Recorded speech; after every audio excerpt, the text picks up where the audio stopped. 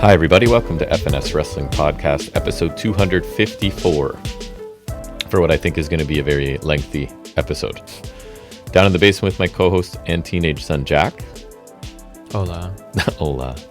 And so last weekend, I guess we'll get the things out of the way we're going to cover. I should do that. That's probably smart podcasting. We're going to talk for a bit. Then we are going to do news. And then we're going to get into a whole bunch of, what is even the right word? Pay-per-view, PLE, and... Pay-per-view, PLE's TV thing. TV thing. So Useless TV thing. Useless TV. It's true. Saturday night's main event, NXT Battleground, and then AEW Double or Nothing. We'll talk about those. Double or Nothing will get the most of our attention by far. Absolutely. As if you're a listener, you probably expected that anyways. And then our usual AEW Dynamite deep dive, NXT and Raw will highlight, and then we'll probably get out of here with some trivia thrown in. So before we get into all that, it is wrestling related. We got them tickets, huh? We got them tickets. It's a bit of a struggle. So yeah, I was confused. What's the show again? All Out. All Out. And so we did have a code to get in early, right? Because it was the first wave of tickets or whatever. Yeah. And because it's weird how that works. Tried on 3 different devices on that day, could not get in. It wouldn't let us pay. And the prices, I don't know what's going on. They were dirt cheap. So I don't know, you can read into that whatever you want. I don't know what it means, but tickets in the 300s we ended up getting, because I was trying to get 100s, like above. I don't want to be on the floor. I'm not a floor seat guy so much. But the first level above that I really like. Even those were like $70. That's not bad. But I couldn't buy them, but I tried really hard. So we ended up in the 300s, like only 6 rows back, I think 6 or 7, and they were $34 each. Whereas before, I know we've paid close to $100 for almost the same. Like when we went to Forbidden Door. Right. So don't know what's going on, but anyways. I think we also came earlier because I don't think we did the pre-sale thing last time. That's probably true. So I think there's also that. So I don't know what the problem was, but we couldn't pay. So we ended up having to wait to the next day, and then it worked fine. I mentioned last weekend in the banter that your brother was playing in the playoffs for OBL, the highest league in the Ontario league he's in. And we were hoping they would be competitive because it was the highest division, and they actually won bronze. So awesome weekend. They went 4-1, only lost in the championship game, or the championship team, sorry, to be more precise. So that was cool. And I don't know, weather was nice for 2 days. Now we're back to winter.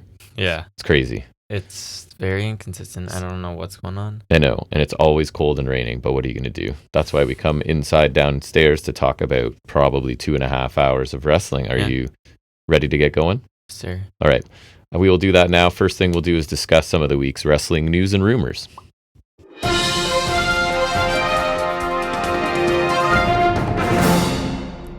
Not the most exciting week of news. I don't know what you found. I kind of struggled a bit. Me too. Did you hear any update in the redacted Vince McMahon case? Yes. Kind of big news that Laurinaitis, right, the one of the defendants, he's been removed as a defendant and agreed to cooperate with the other side's legal team instead. So Janelle Grant's team, and so he apparently will provide evidence against redacted. Crazy that's still going. Right. So I think it's just civil, right? So it's not a criminal thing. It would just mean money that Vince would lose, which would be like a fraction of his wealth.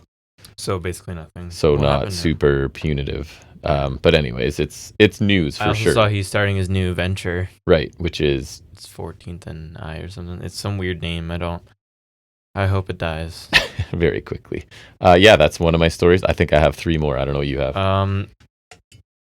So something that I guess would have happened in the Vince era, but I guess not, is Fightful said they haven't heard any plans for a Saudi Mania anytime soon, but longtime employee believes that they would do one later in the year, whichever year it would be. Sure. And call it like Super WrestleMania or something like that. Of course.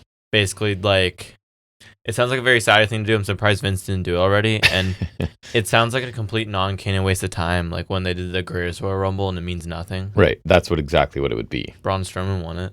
The money they would get offered is too much for them to say no. It'll just be some stupid WrestleMania thing, but like it doesn't actually count. If you're taking Saudi money already and they're going to offer you because I don't know if crazy amount. I don't know if they want to actually do Mania there or not. They're doing the Rumble there next year, right? But, right. Awesome. Yeah. Don't have to see if I want to watch that one. It's the Rumble. Gotta. It does have that going for it. Injury news. It looks like Chelsea Green suffered maybe a broken nose. I haven't seen an update since she was wearing a Cody mask on Was she? SmackDown. She could work that angle, actually. Match with Vega, I'll talk about it. That was from Saturday Night Main Event, and it was something. So it was an error in the match, I think, was the best guess. Vega hit like the world's worst 619, like just didn't get around, and then tried to compensate with the quick little. I think it's actually being polite to say that she hit it. I mean, I guess she did, but she attempted it. I mean, if it broke her nose, I guess she did hit it. Like the initial impact, if there was any, wouldn't have broken an egg. So then she tried to compensate with a follow-up kick, and maybe that actually shoot kicked her brother. Maybe, I don't know. But anyways, she worked herself into a shoot. She can broken noses. I mean, it would suck for sure, but they pretty much work through it with the mask Cameron. on. Yeah, exactly. She's gonna have to. That's my second story. Yeah. Next, which is kind of something we already kind of were experiencing, was the AEW are shifting away from pay-per-views on Triller in North America amidst their financial troubles. Oh, is that what it is? That is because we tried real hard. I heard about that. I knew they weren't. I thought it was just America, but I think it was North America, which would explain our issue. Yeah, we could not. Who did we end up? I don't even know how we ended. Prime, remember? Oh, it was through Prime, right? Which I guess is giving them free advertising on our viable podcast. method now. Yeah, so it worked fine, right? Yeah, Triller was nice because we could keep them forever.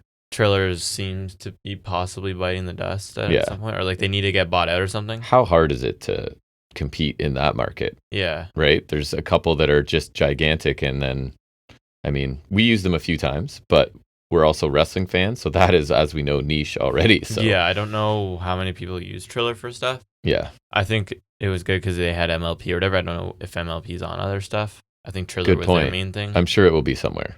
They have to be. Yeah. Okay.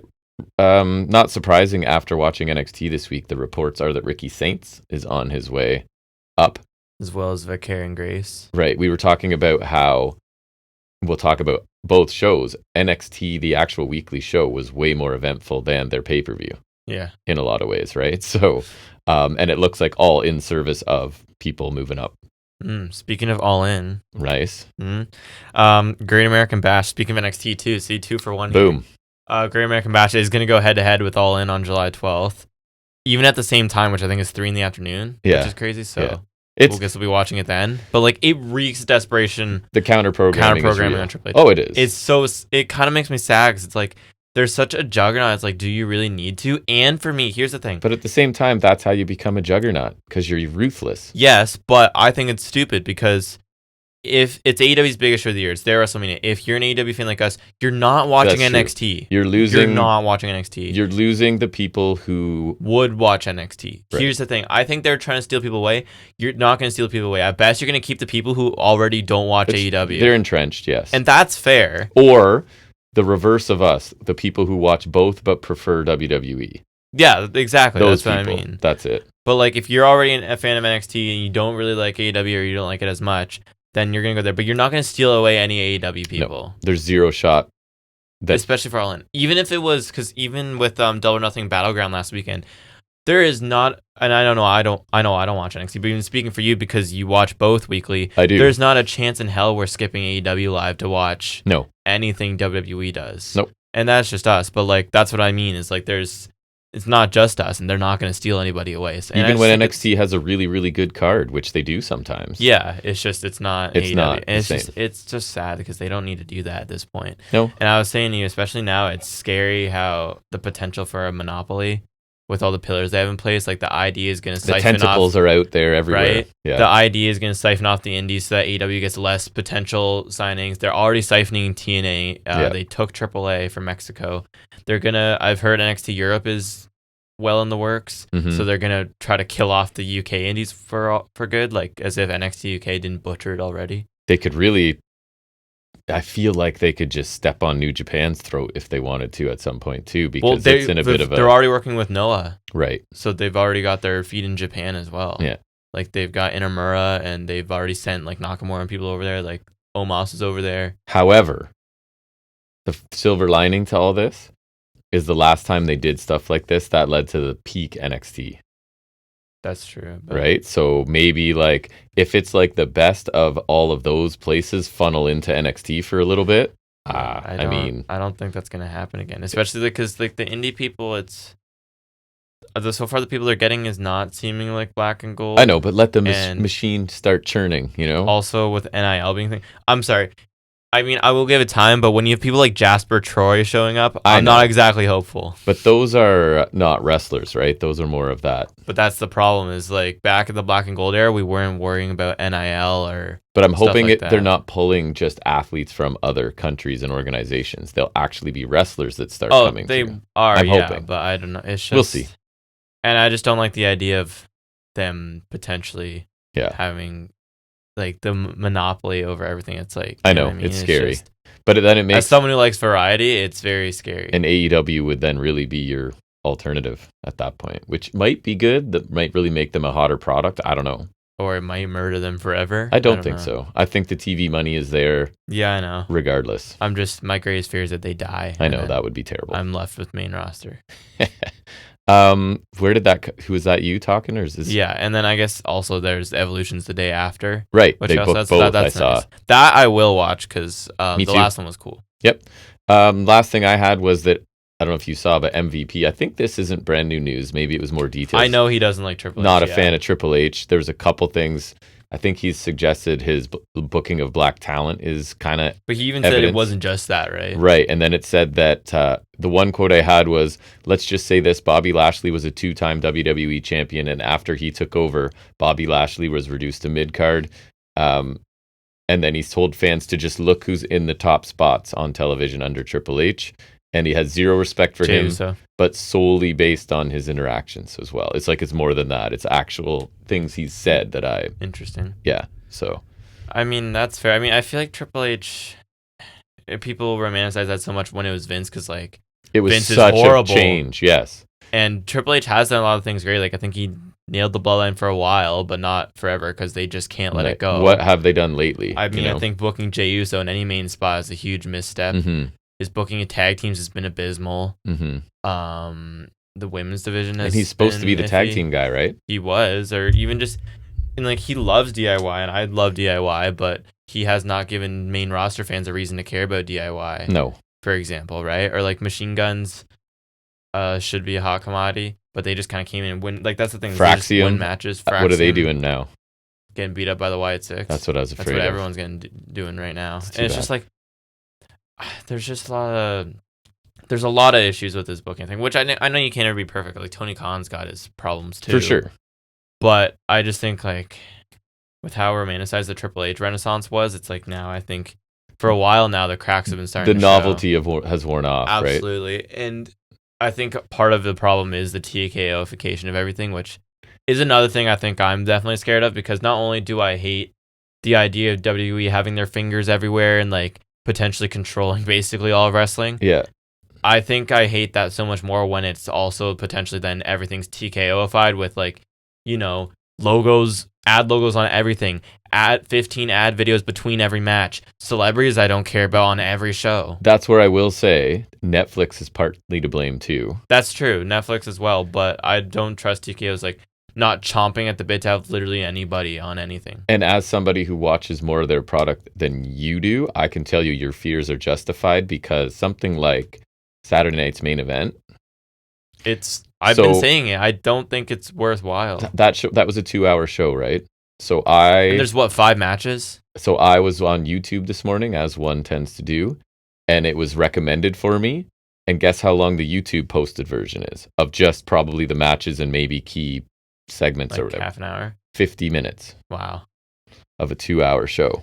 I mean, I was saying to you, and that's entrances and everything. So actual when the show comes up, yeah, will be way less. That there's probably more wrestling value in the Double or Nothing opener than the entirety of. Yes, I liked it better than Saturday anything. Night's Main Event. And I've been. Anyways, we'll talk about that shortly. Yeah, so that's fair. It's just like I don't like that and stuff like Netflix. Obviously, I think has made the celebrity thing worse, because then you get people from Netflix shows you don't care about.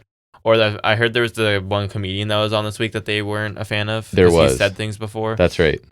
And it's just like, it all feels so unnecessary, especially the ads. Like at Mania, it's just like that was when it was most evident to me, is that it was so many ads and also Mania was super lackluster this year, but it's just like the wrestling value is so not there for me. Even if a lot of the matches were great, there's so much crap in between. But then on something like Backlash, they feel obligated to stick to this 5-match format to make matches feel more special. But no, it's just they want to cram 15 ads while you're watching. So again, it's kind of, I was going to mention it when I talk about main event. One of the things I noted was right at the beginning, you would have to literally pay me to watch a WWE event live. Exactly. And there are things I like on it. You can go watch our reviews or listen to them, and you'll see. We really like Rumble and Chamber. Those were great shows, but then Mania sucked. But their presentation and the overall package is unbearable. Yeah. The only reason we watched Rumble live was because we were at Smash, because we were watching with people, which was really cool. But even then, it's like you're trying to pass the time when there's not matches. And everything. I need to be able to get through the stuff, zoom through things to get to the part of wrestling I actually like, because otherwise the juice isn't worth the squeeze. Like AEW shows might run long, but at least it's like it's the stuff I want to see the whole night long. And could they chop out a couple matches? Absolutely. At least it's still just the matches, though, right? Like it's, which I guess we should get to. We should. Segue. All right. Nice segue. So we'll get into, I'm going to put all three of them together. We're going to go through main event. Pay-per-view Palooza. That's it. But they're not all pay-per-views, but I get PLE Palooza? That doesn't... That's like saying... I feel like when I say that, it's like saying RPG Vice. PPVLE something. I don't know. Anyways, we're going to do that right now.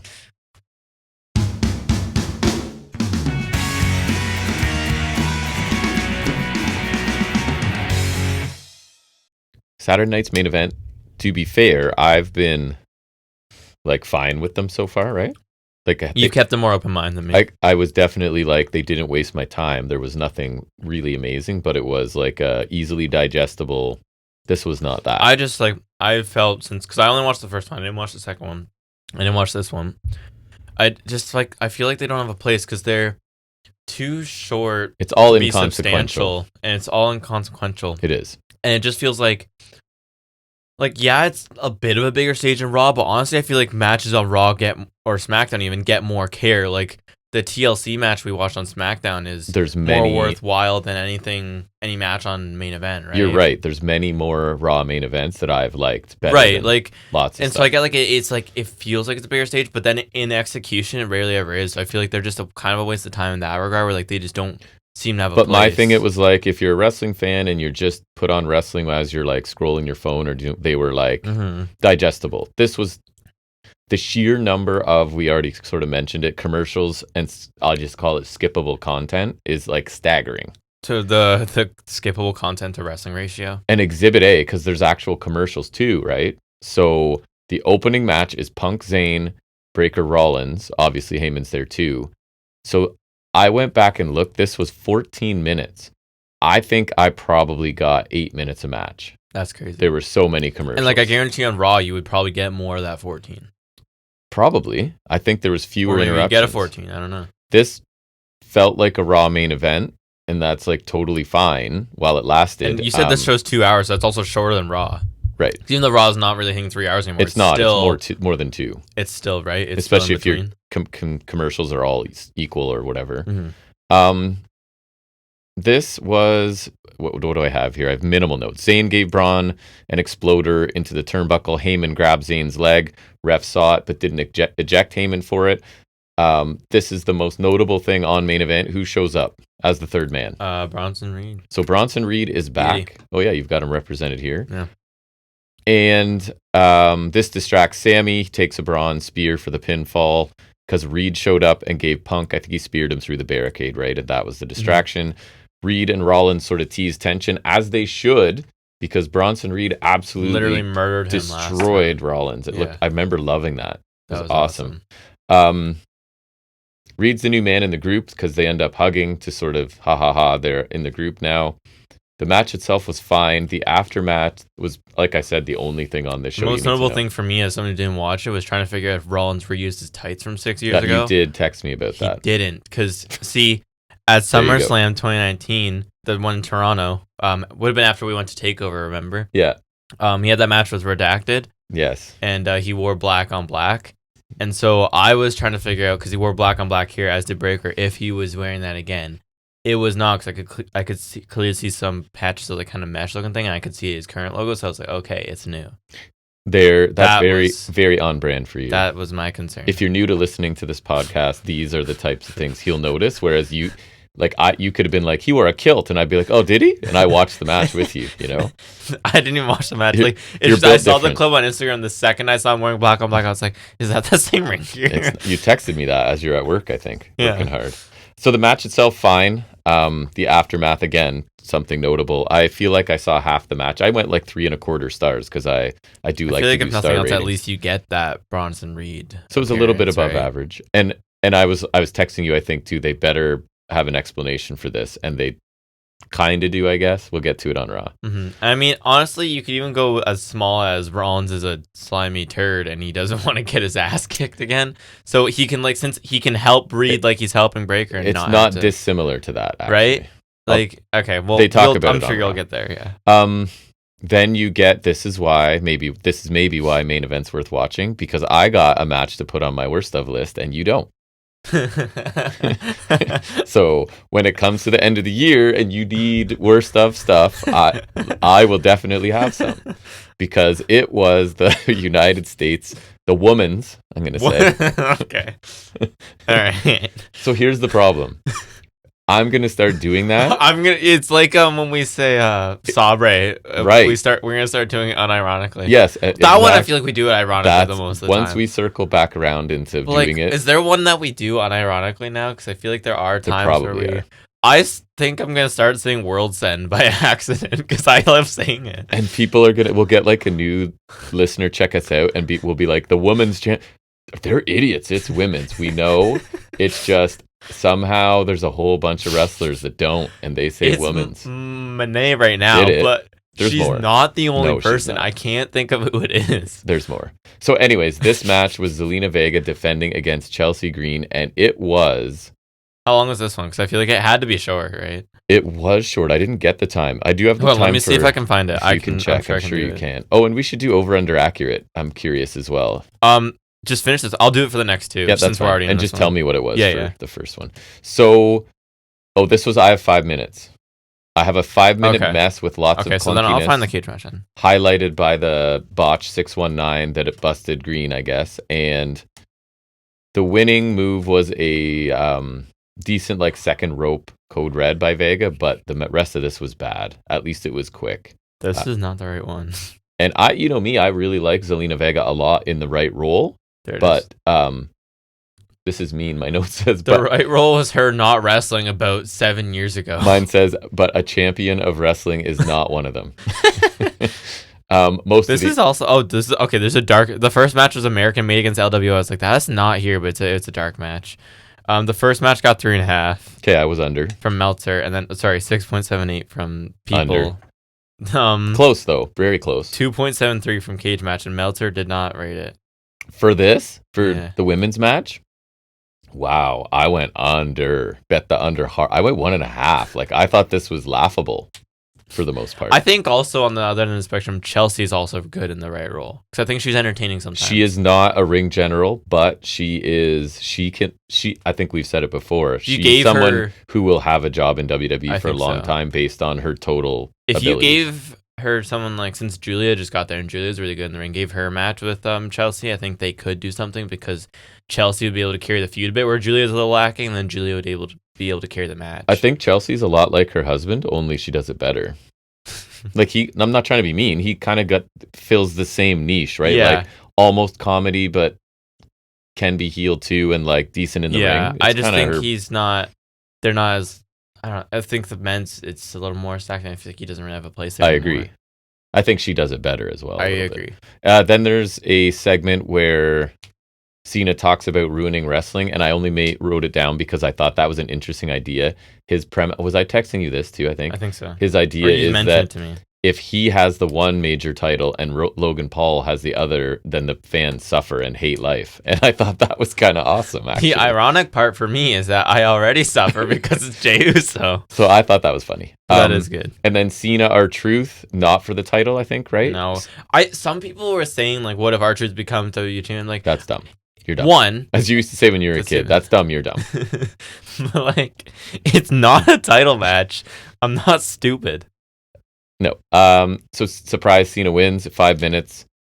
Like, I saw this is the first time he's won a singles match with the AA in like however long. There's going to be years. people that like this because R-Truth came dressed up as Cena and mirrored all of Cena's signature moves. I think the shirt saying Ron Cena's kind of funny, but just because like it's a reference to his name. Ron the Truth Killings. Yeah, like I think Ron Cena's kind of funny. So low blow AA Cena wins. I gave it 2 stars. But I think this is as much of a payoff. Oh, sorry, to... I gave out my rating without that. Oh yeah, 4.63 from Cage Match, and Meltzer gave it 1 1/4. Very close. Meltzer gave it 1 1/4. So I'm over. Yeah, like. I think that's as much of a payoff as this kind of thing deserves because it's like it's truth, right? So. Yeah, it's and 5 minutes was plenty. So then we get into what should be like the meat of the show in the final 2 matches, and it's Priest and Drew in a cage, and the main event's not even 10 minutes. Come on, 14-minute cage match, right? 12. Oh wow, so that's different time than I saw.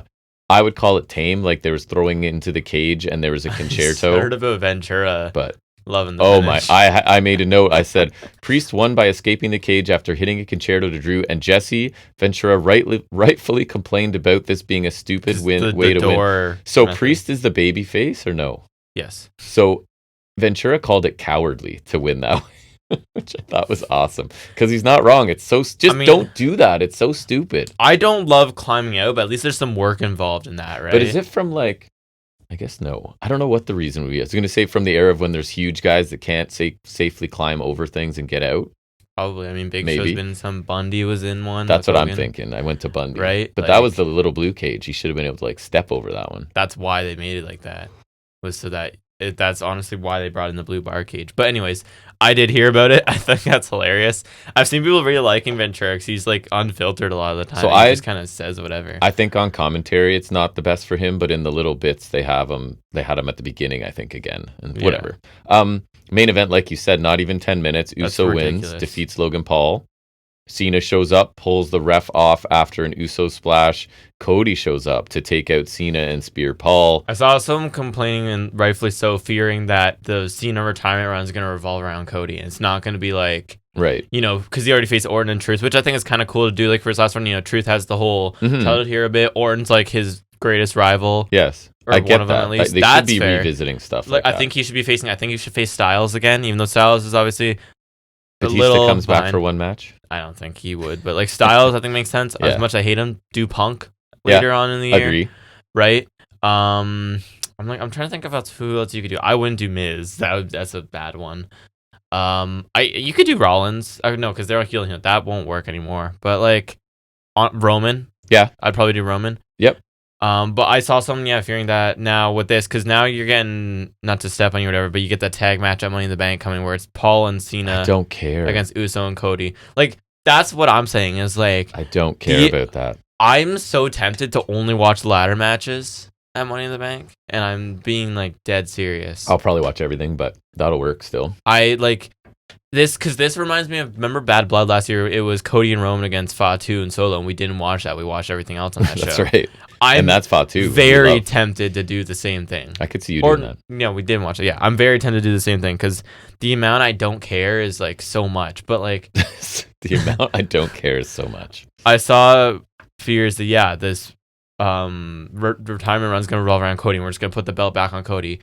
If they do that, that's such a waste of time for everybody involved, but especially Cena. Like to have him go out on that, and not even at least give Punk his last run. Yeah. And again, I don't like Punk, but I would rather give him his like a big final run than do Cody again. I know, because Cody again. I think people are there, we're kind of always that way, but I think there's general Cody fatigue as well. Yes, Cody bores me so much, especially when he was champion. And I think it'd be such a waste of time to at least put over not even just someone new, but someone different. Okay, at the end of what if it is Cena, Cody, but they double turn them? So Cena goes out as a face somehow, and Cody goes heel, which is the only way he's palatable. I am somewhat open to that, but I also don't think that's going to happen ever. I don't, but I wish. Because I was just watching Cultaholic video about why Cody didn't work out in AEW, and part of his thing was, he stuck to his guns too hard and refused to turn heel, and it was basically just like a spit in the face. When I knew he was a heel all along. Yeah. But like, and I think he's too over the top for them, right? But anyways, Cody, he's gonna stink up this run. It's like dragging out the bloodline, which they're kind of still doing with Cobb now and Fatu. Mm-hmm. But it's like now we're gonna drag out Cena and Cody. We're gonna drag out Cody in the main event because they can't possibly do anything else. They can't do anything nuanced with him. I know. They can't do anything real with him because he's just big ol' American fine baby face, smile and kiss your baby, wear a suit, my baby, and a racism with guy. Your wife now. I saw that. I was like, oh no, thanks. Her legs are very shiny. That's the only thing I've noticed. I mean, I think now he's in competition for the stupidest podcast on existence with Stephanie McMahon. Yeah, I know. Stupidest wrestling podcast. It's actually a three-horse race. I don't know. Between three-legged race. I don't know. Between them and us. Yeah, okay. We're in there. We're on the podium? For stupidest, yeah. Yeah, I agree. Yeah. That's perfect. Yeah. So Uso splash, he wins. I said below average. So what's my over/under accurate on 4.06 for cage match. 406. I'm over that. Okay, what about? I went 2 3/4. Like it wasn't bad. 3 1/4. That's crazy. So this was a D show, and it's like probably my last foray because even the matches that I thought would be okay were just like not. The only main event I will probably watch, maybe, possibly, is the last one this year, because I think that's the one where it's in Cena's hometown and it should be his retirement match. So like, I'll watch that, but like honestly, the fact that he's retiring on that show kind of worries me, because like, what are we gonna rush it in 12 minutes? Yeah, exactly. They are. There's not the 14 minutes is like the hard out. It feels like on these. NXT Battleground. You did not watch. I did. No fraction. Women stole the show easily on this. Ruka Kalani, I was texting. I think you were at work when I watched it. I was texting you. Yeah. Very professional. I text my son while he's working. But they had a good match, pretty good match when we went. This match was very fun, man. I like this a lot. 14 minutes. Ruka they might just have some good chemistry together, because I thought their match when we went live was That's pretty right. good too, we did. Ruka wins with the Soul Snatcher, which always looks like Kalani has to kind of get up off the mat into it. But I saw that. Like, I've seen people like touting it as like the greatest women's finisher in existence right now. I'm like, it's not a good finisher. Like, it looks cool and whatever. It's just flourish. It's just flourish with a cutter, but like, you can't tell me it's a good finisher because it makes Kalani look stupid to get in position. Yeah. It's so convoluted to set up, and like, basically it involves Ruka going headfirst to the ground. You know what I mean? Like, she's doing like the rotation, so she's like basically flying headfirst to the ground and like basically doing a free fall. Like, I could see it being missed a lot. Like not getting all of it a lot. That's what I'm saying. There's the risk for that too, and there's like, logically speaking, it's such a stupid move to do because it's a big. Ruka takes a bigger bump off it than Kalani does. Yeah, like because she did it off the top. But the crowd wants it, so I get why it's popular, but it's a stupid finisher. I think it sucks. Which is funny because maybe it's Vaquer's greatness or it's just coincidence, but she's got that super no risk knee drive head thing that people are reacting more for. At least that's like, but that's like, you can do that forever to everyone. Yeah, and is that like her just being?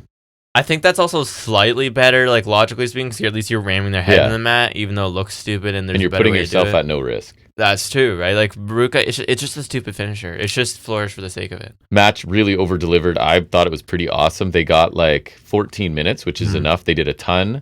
Hot opener that I didn't know I needed, sort of thing. The crowd was really into it too. So I think I even texted you the Avalanche X Factor Ruka hit looked awesome. She did some like cartwheeling backflip to the floor, and then Kalani went for an Avalanche Poison Rana, and Ruka flipped out and landed on her feet, which was also looked cool. Zarya got involved and got thrown out. But again, if these are developmental talents, like they got really bright futures. Over under accurate on that. Can you pull that up for me? Are you already there? Yeah. It's 8.19 from Cage Match. Okay. I was pretty accurate. That's pretty accurate. I went 4 stars. Like 4 1/4 from Meltzer, so just under. Really good match. I recommend checking it out. 14 minutes of fun.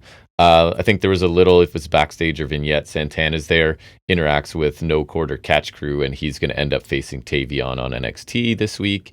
Was it, I guess, a trios match, to borrow a phrase from AEW. The Culling lost to Hank, Tank, and Briggs, so that was 11 minutes. Solid 3-man tag with like the obligatory, at this point, Tank hot tag.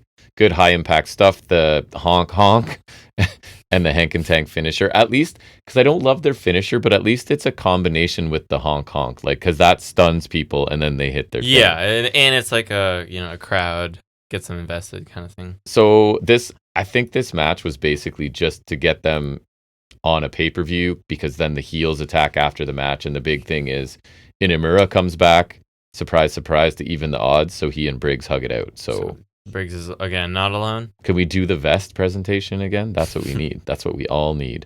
So it was solid, not much more than like an episode of NXT, to be honest. And if we had done predictions, I think I would have said the Culling would win, because they it's sort like of need some momentum. A throwaway when you can give them without like losing titles. They could pin Briggs or something, right? And still beat down. Or after. You could pin Hank or Tank, protect Briggs from losing, get them a title shot. Right. So I don't know. I thought the momentum of the cult, not that I love them, but I thought it was a chance to build them. Rating on this one? Over under one accurate. Was a 6.12. So that's pretty accurate too. I went 3 1/4, like a little better than average 3-man tag. And then 3 1/4. And then next, there's another match I've got to add to my best and worst of, so I'm going to open that document before I forget. The family? The fact that it's open will remind me to go back to it later. Yep, it's Stax taking on Tony D. Stax wins with a low blow and a running knee. This went 15 minutes. I was bored. 15. Nice. I was bored. There was rest holds. There was part of the problem, right? The story coming in. It's just not. I keep seeing clips of it. All. It's really funny. For all the wrong reasons, though, right? Yeah. Like funny, you're laughing at it. Yes. Slow pace in this match. Tony seems to like kind of do the same stuff a lot. I know that's kind of weird to say because every wrestler does, but I don't know. It's like you're keenly aware of it. It's more noticeable when it's not good and not as interesting. Like Ospreay hits his same True, big spots, and you're always like, I don't care. The one where he like backflips off people's chests gets me every time, and I see it like nonstop. He right? does it like almost every match. So I think the Sasuke special is always cool. This is basic stuff, and it felt longer than 15 minutes to me. So Crucifino, the notable thing, is not dead. He shows up and like doesn't do anything. Stands there and just looks into the ring, does nothing. But it distracts Tony because baby faces are idiots. And might as well play music too. That leads to the finish. So I don't know, man. The match itself was not good. The story coming in wasn't good. I can't see this doing well on Cage Match, but what's the over-under accurate? This one was 5.63 on Cage Match. 5.6? So I went 2.5, 2.5 stars. So I'm under, I guess. But they didn't like it either. Meltzer went 3. That's crazy. Vaquer. That's crazy. Retained the AEW Women's here we go. Championship. She defeated Jordan Grace. She won with the spiral tap. Did you see that? That's what I think she should be doing. She drilled it. I wouldn't say spiral tap is like when you do Tyler Bate used to do it, or AJ Styles used to do it. It's like frontward corkscrew and a senton. Hers goes like backwards. Corkscrew moonsault. Yeah. So not even a spiral. It's not even Ospreay's Cancun Tornado, the leap of faith, where it's like the moonsault corkscrew senton. Hers it's just a corkscrew moonsault. So she drilled that, retains after 16 minutes. I thought this match was awesome. Like when it comes to year end, you should probably check this one out. I thought it will be a lot easier for me to do so if I just find it on Netflix, right? Right. I would recommend seeking out both the women's matches on this show. Honestly, Grace had a there was 2. Oh right, there's the move that Booker T loves. I told you that Grace had this counter where she rolls out of the ring and then stands up on the floor. So now Vaquer's on her shoulders and then just drops her through the announce table and then stares down Booker T, which I thought was a nice touch too. Grace then fires up off a clothesline and then it's spinebuster, sit out, power bomb. And then a couple minutes later, she did and I used caps lock to remind myself, a superplex into an immediate jackhammer. And I'm talking like the bounce off the mat of the superplex directly up and into a jackhammer. Like, I don't think you could execute it any better than she did. It looked amazing. I was trying to remember what her finisher's called now. Yeah. It's what is it now? Beast mode. Beast mode. I was like, Juggernaut Driver, Grace Driver. Fantastic match. One of my favorite women's matches of this year, I think. I think NXT really, really dropped the ball not making this the main event of this show. And then I said maybe too good because it looks like one, if not both, are gone, right? I've heard both. Over under accurate. I Over love this. under accurate. It's 8.61 from Cage Match. 8.61. I actually went over that, but pretty close. I went 4.5 stars. 4 from Meltzer. Poof, that's crazy too. This guy. It's a problem with this guy. Then Saints speaks in the ring. Paige attacks him yet again. Saints gets the better of him and ends up hitting a high cross on the floor. This is just to sell the idea that these two hate each other and just keep getting at each other, which actually pays off and plays well on the episode of TV this week. And then another good segment, speaking by Miles Bourne ahead of his match against Obafemi. He's just kind of telling Vic Joseph more about his story, sort of thing. Really good, awesome safe babyface stuff they can use if they move him up, right? Just reset that, I think, that whole thing. Because I don't think you can assume a lot of people watch NXT that are... Yeah. I think there's a lot of main roster people who don't have a clue what's going on in NXT. So I just run I would that imagine back. so, yeah. That's why I was always like, run back Gargano Ciampa. Like, just reset the whole thing and do it again. I saw it and loved it, and I'll watch it again. I feel like they could still, but I don't know if Triple H has the time to As time passes, it doesn't look like it. I feel like they really should put time into that because SmackDown desperately needs an angle like that. I know. Because I don't hear anything about SmackDown. I guess I don't seek anything out either, to be fair. But I guess that's the point. If it were really that good, it would transcend and get through to me somehow. That's how you get either watching. From you, usually. That's how you get watching, yeah. Yeah. Anyways, Obafemi ends up retaining in what I thought was the main event, because I forgot there was another match after this at the time when I was watching. This is the longest match on the show by like... Yeah, so like 17 minutes, right? 16:50, yeah. Femi retains. Obviously, he hits the fall from grace. This was kind of the story of two halves. No quarter catch crew are not there. Bourne's on his own. So it was like Femi dominating, pretty slow, methodical, and then Bourne gets a really extended run in the second half, and the pace picks up, crowd gets more involved. I think there was a couple near falls that were pretty decent. I never bought any of them, but still well executed. And so he showed, that being Bourne, that he can hang, right, as a singles guy. And I think that's part of the storyline they're going with as well. Wasn't amazing. I thought it was good. Over under accurate? This was a 7.76 from Cage Match. I am under. I went 3.5 though. Like, I liked it. 3 3/4 from Meltzer. Okay, we're in at least up close. All three of us there. Trick ends up winning the TNA Championship in the main event by defeating Hendry in 15 minutes with the trick shot. I mean, Hendry is a powerhouse, so his power spots against someone the size of Trick look really impressive, right? That's always the case with Hendry. He looks like a strong guy, but I think he's even stronger than that. He if doesn't that makes look sense. like a exceptionally strong. You know but what I mean? Strong. Like, yeah. It's not as shocking as Bandito, because Bandito is like a smaller dude, and he's an absolute freak. Cesaro or Claudio, even sometimes he is jacked. It's not super surprising, but some of the things Claudio he does, mold is fair. Like, he's like 3/4 Claudio. Yeah, because Claudio is like, I mean, he looks jacked, but even some of the things stronger. he does sometimes, Yes. I'm like, what? That's a good comparison. Yeah. He's 3/4 Claudio, I would say. Never rose past like better than average, and that's what I expected, right? I don't think either two of these guys are ring generals, and at this point, I'm not loving the characters they were working with either, so wrong choice for main event for sure. Over under accurate? This one got 6.77 from Cage Match. I'm slightly under. I went 3.25, right? 3.5 from Meltzer. So we're all kind of in line. Meltzer went crazy on a couple of those. So now we'll go into the one we really want to talk about, the one we watched live, which is crazy for me. The only one I watched. And it is AEW Double or Nothing. And my first note is, my God, is the overall presentation of this product just for me compared to the alternative, right? I really like the unique stage this week. It looked and really just cool. The stuff you talked about earlier, so we won't go into it again, but WWE's off the rails with the celebrities, ads, and sponsors. Like, we'll leave it at that. You heard us before talking about it. The stage is different here. There's like a vertical tron, a couple of horizontal ones, and then there's like the big overhead one, and there's like the wall with the lights. Anyways, it just felt different. It definitely felt grander than the Dynamite stages. Yeah. So I really like the different presentation there, and I'm glad that we're back to unique sets on the pay-per-views, because I feel like last year, and I didn't notice. Last year there was a couple times where it wasn't. Cause I remember Revolution last year had a unique set. Then like Dynasty, Double or Nothing, Forbidden Door did not have unique sets. Obviously, All In is going to look different. But then All Out didn't have a unique set. Full Gear was a little unique. World's End, I think, was a little different. There it is. But, like, you know what I mean? So now we're back to, like, different ones. Because Dynasty had a different one. Revolution had a different one this year. So, like, it looks nice. This one was actually probably one of my favorites recently. Yeah. I liked it. And like I said, it just feels bigger than Dynamite, especially now that we tend to, especially Smaller this week, sometimes venues. we get the smaller stage where it was just a screen and those back walls, Mm-hmm. right? But it looked really nice. The overall presentation was really good. Good.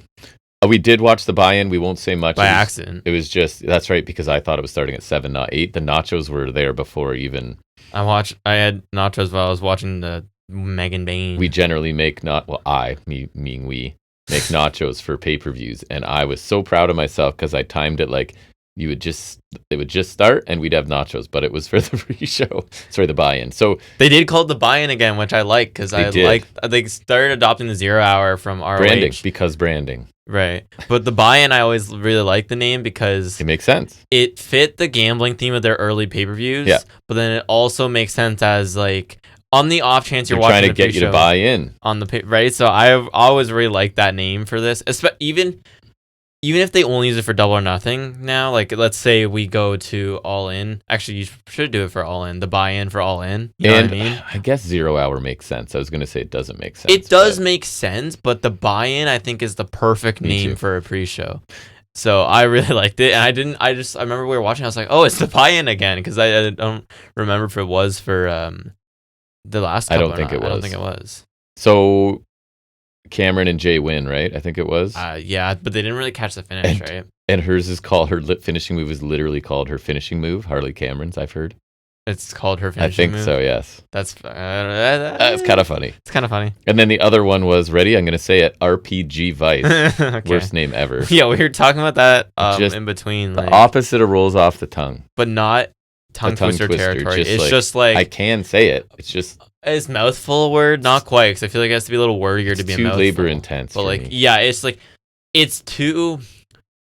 I'm never gonna say it's not subconsciously, but like I have to think about it too much. Correct. You know what I mean? It's too labor inducing for a name, if that makes sense. Because Roppongi Vice is the same number of syllables and easy to say, so you've just made it like way worse. Yeah, if it makes more sense, like Roppongi is like it's like faster to say, or it's like it rolls off the tongue. It is a little fun to say, but it's like it rolls off the tongue more, and it feels like it's faster saying. Like I feel like you have to like kind of slow yourself down and say RPG Vice instead of Roppongi Vice. You should just know what I mean? Pongi Vice. Honestly, that's fine. Honestly, Pongi right? Double down on that this week, right? Honestly, Pongi. It's not like diverticulitis where that's like even that somehow rolls off better than RPG Vice. Of course. And also it brings me so much joy. I will go through the work of saying diverticulitis because it makes it's a fun word. It makes me so happy. But RPG Vice is just like it's so I get why that's the name,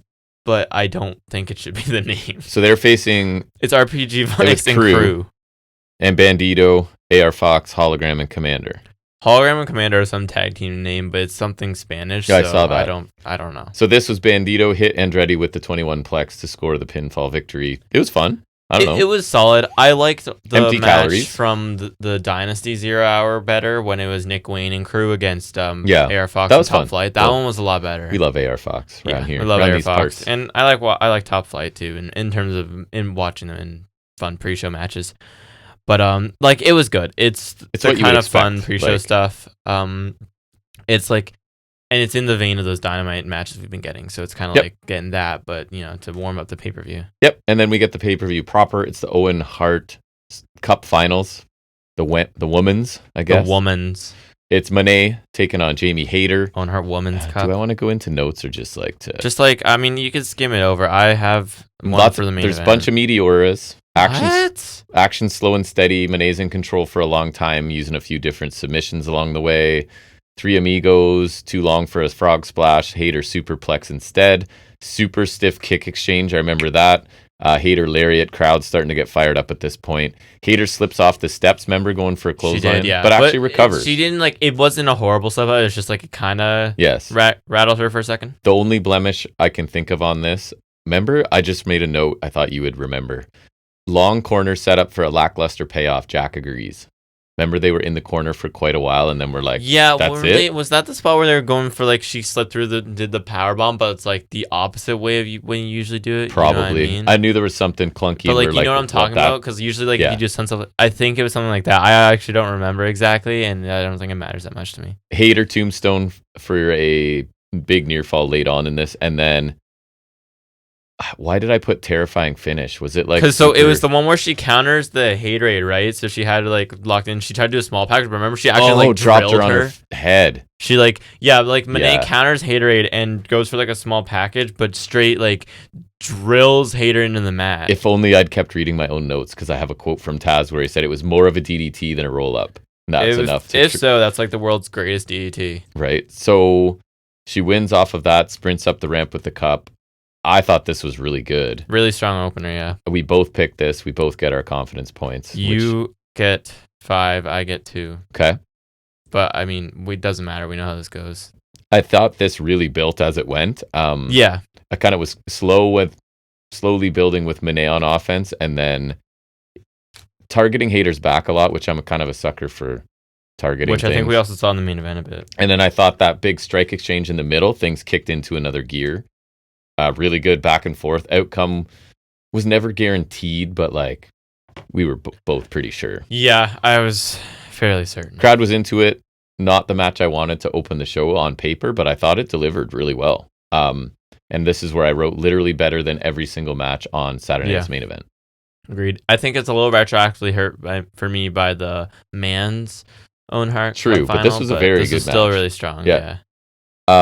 Do you have any thoughts, or you just want to over under accurate? I thought it was really strong. Like, you have a bit of a good contrast with Hater's like the little slugger and powerhouse ish. Yes. And Monet's technical, kind of more technical, a little slimy at times. Yeah. Yep. And character aside, she always delivers in the ring. She does. She's been on a roll for us. And despite her lack of love since her return, Hater also tends to deliver in matches. I agree. So I think this one was about as good as I expected. And I mean that in a good way, because the build was not really there for me. We kind of were talking about it on a review of the Go Home episode, where like there's a lot of potential for a good build. They missed some opportunities with Hater's like whole forgotten sentiment, whatever, and I really like that, but they didn't really capitalize on that. So there's potential for a good build, which I don't think was really there. Even if coming off of this, because Monet was targeting the back so much, they could have had a chance to really. I don't feel, because that's what Hater was out for, right? I think so. So they could have really played that up too. And it's not really mentioned. Oh yeah, they could have like. Yeah. But I don't know. I feel like they didn't, unless I'm forgetting things. So I feel like this, another thing to compare to the main event is that this one doesn't have that story going in. It does.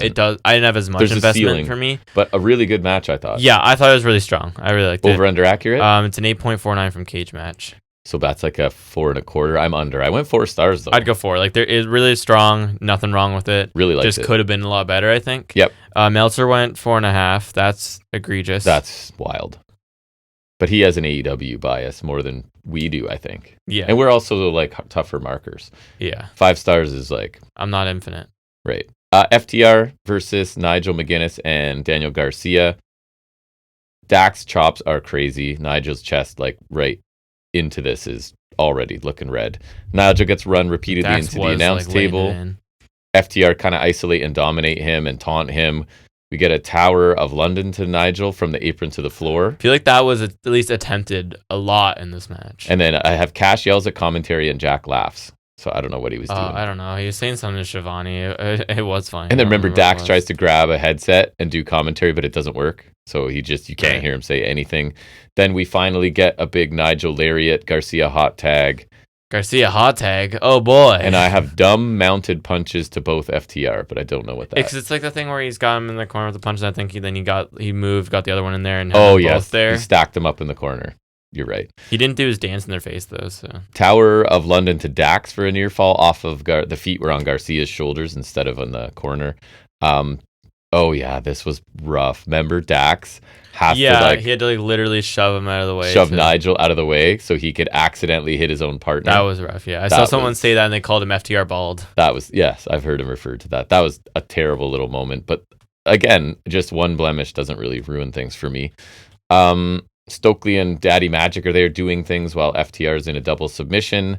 Nigel makes Cash say sorry to Tony at one point. 3 Amigos by Garcia, but superplexes instead. Yeah, that was a little. But Cash stops the third one. Yeah, it is. To be able to get up, carry them, do that put them in the fast corner. Too, where they like Dax isn't going to counter at some point. I have modified Powerplex by FTR? ? Yeah. What was the modification? I don't know. This is why we can't wait a week. I didn't know. that it was something. Because instead of the splash, it was something else? Or instead of the first part? Because wasn't it? Because he was going for the last superplex, and Dax countered it to like twist out in his own superplex, and then Cash came with it, right? Because I remember him doing that. Yeah, we got there. Shatter Machine to Nigel on the floor. Tony Smash contraption. Leaves Tony on commentary to check on him. FTR intimidate Tony. Garcia slaps Dax a lot. And then we get a spike pile driver to Garcia, but he gets a foot on the rope. Remember, I wrote great placement because I think it looked placed it supernaturally. Yeah, I could kind of see it coming, but like Garcia didn't have to roll over at all. No one had to move. Like he was there. Like they landed it perfectly. Do you mean supernatural, like extra natural, or like aliens came and did things? I don't know, because maybe that reminds me of keep our mind open to both. 2018 era or something. They'd call Finn Balor the extraordinary man who could do extraordinary things or whatever. That was like the stupidest nickname I've ever heard. And that's also when Balor couldn't stop smiling to save his life. Right. Oh, I forgot that. Main roster Balor was rough. I feel like main roster Balor's always been rough. Cash does a crazy suicide dive. He's so fast. Crazy speed, dude. Really lengthy Dax sharpshooter, and Garcia is out. 22 minutes. That's my complaint here. Why? Doesn't need to be 22. No, it could have been 16, 17. It was a really good tag team match. Just honestly, Nigel, I thought looked pretty solid. He does. Again, he tends to look pretty good. And FTR are great heels, and putting them in there with a retired guy who does commentary and just beating the hell out of him is like a smart decision. And Garcia's good. I'm not interested in him. No, he was the least interesting thing here. Yeah, I agree. And FTR's cheating is like super logical and effective, kind of like their in-ring style, so it all works together. FTR looks like Fish's dirtbags just kicking the crap out of Nigel, right? So, and Garcia's fine, just not super noticeable. Garcia took the pinfall. I don't think that's for no reason either. Or the fall, I guess, or he passed out or whatever it was. Yeah, sorry, yeah. Why, that's a choice they made for some reason. Yep. Protect Nigel. Back-to-back pay-per-view losses for him, right? Because or did he lose the title to Cole at, what was that? Was it Dynasty or Revolution? I think it was Dynasty, right? Bottom line, I did think the match was really good. It was good. I think it overstates welcome a bit, and honestly, I would have put some more minutes on the main event because I think that one should have gotten or on longer. A couple other matches we're going to get to. I honestly just want a longer main event, but this was still good. Where did Adam Cole? Yeah, okay, Garcia. It was at Dynasty. Yeah, so back-to-back pay-per-view losses for Garcia. Over under accurate. Over under. We need a little jingle last for that. Word. Yeah. Like over under accurate. There you go. I'll rip that and put some beats behind it. 7.02 from Cage Match. I actually went over a bit. I went 3 3/4. I thought it was fun. Yeah. I think I'd go 3.5 personally. That's fair. I don't think I'm quite in 3 3/4 because that's getting like really good for me. You're right. But it was still good. I'll stand by it though. Want to guess what Meltzer's is? 4 1/4. 4.5. Come on. I'm being so serious. So he liked this as much as... He thinks this is as good as the opener, yeah. Or as much as I liked Grace and Vaquer, because I gave that 4. Come on now. Now we get to a match I really enjoyed, though. I agree. Who's going to break that 4-star threshold, I'll tell you that now. It's Mark Briscoe, that is, taking on Ricochet in a stretcher match. So their modification on the stretcher match was, because I've seen WWE before, I haven't actually watched it, but essentially. This was an ambulance match. But in a way, I think it makes more sense. I actually think this is the best way to do it because, I mean, you could call it an ambulance match too, and this would be the same, but I think this is the smartest way because I think now you have something to put them on to blow them in the ambulance. And right? It's more definitive than being on a stretcher. Because the stretcher match is just like you rolled them over a line. Because I know Orton and Triple H, I think, did it before. Yeah. And that's stupid. Yeah.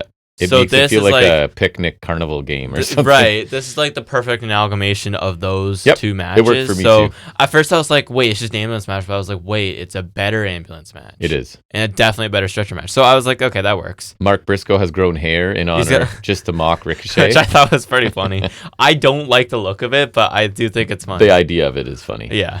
Ricochet tries to cheap shot right away, but Briscoe ends up in control off of that. This one's a lot shorter than I thought. And they were like up the ramp at the ambulance almost immediately. Yeah, it didn't take them long, but they were fighting around. And then I like it because Ricochet like runs away back to the ring, like he's not confident and gonna stay there and fight next to the ambulance. He's like, I'm running away from it to get. I thought that was cool. He gracefully rolls over the stretcher. Stretcher. Stretcher hardly know her. Then gets hit in the stomach with it. We get a nice Ricochet super kick on the floor to sort of shift the momentum. And then he goes for a shooting star onto Briscoe on the stretcher. Briscoe off moves. The apron, yeah. That was really clean. He landed beautifully.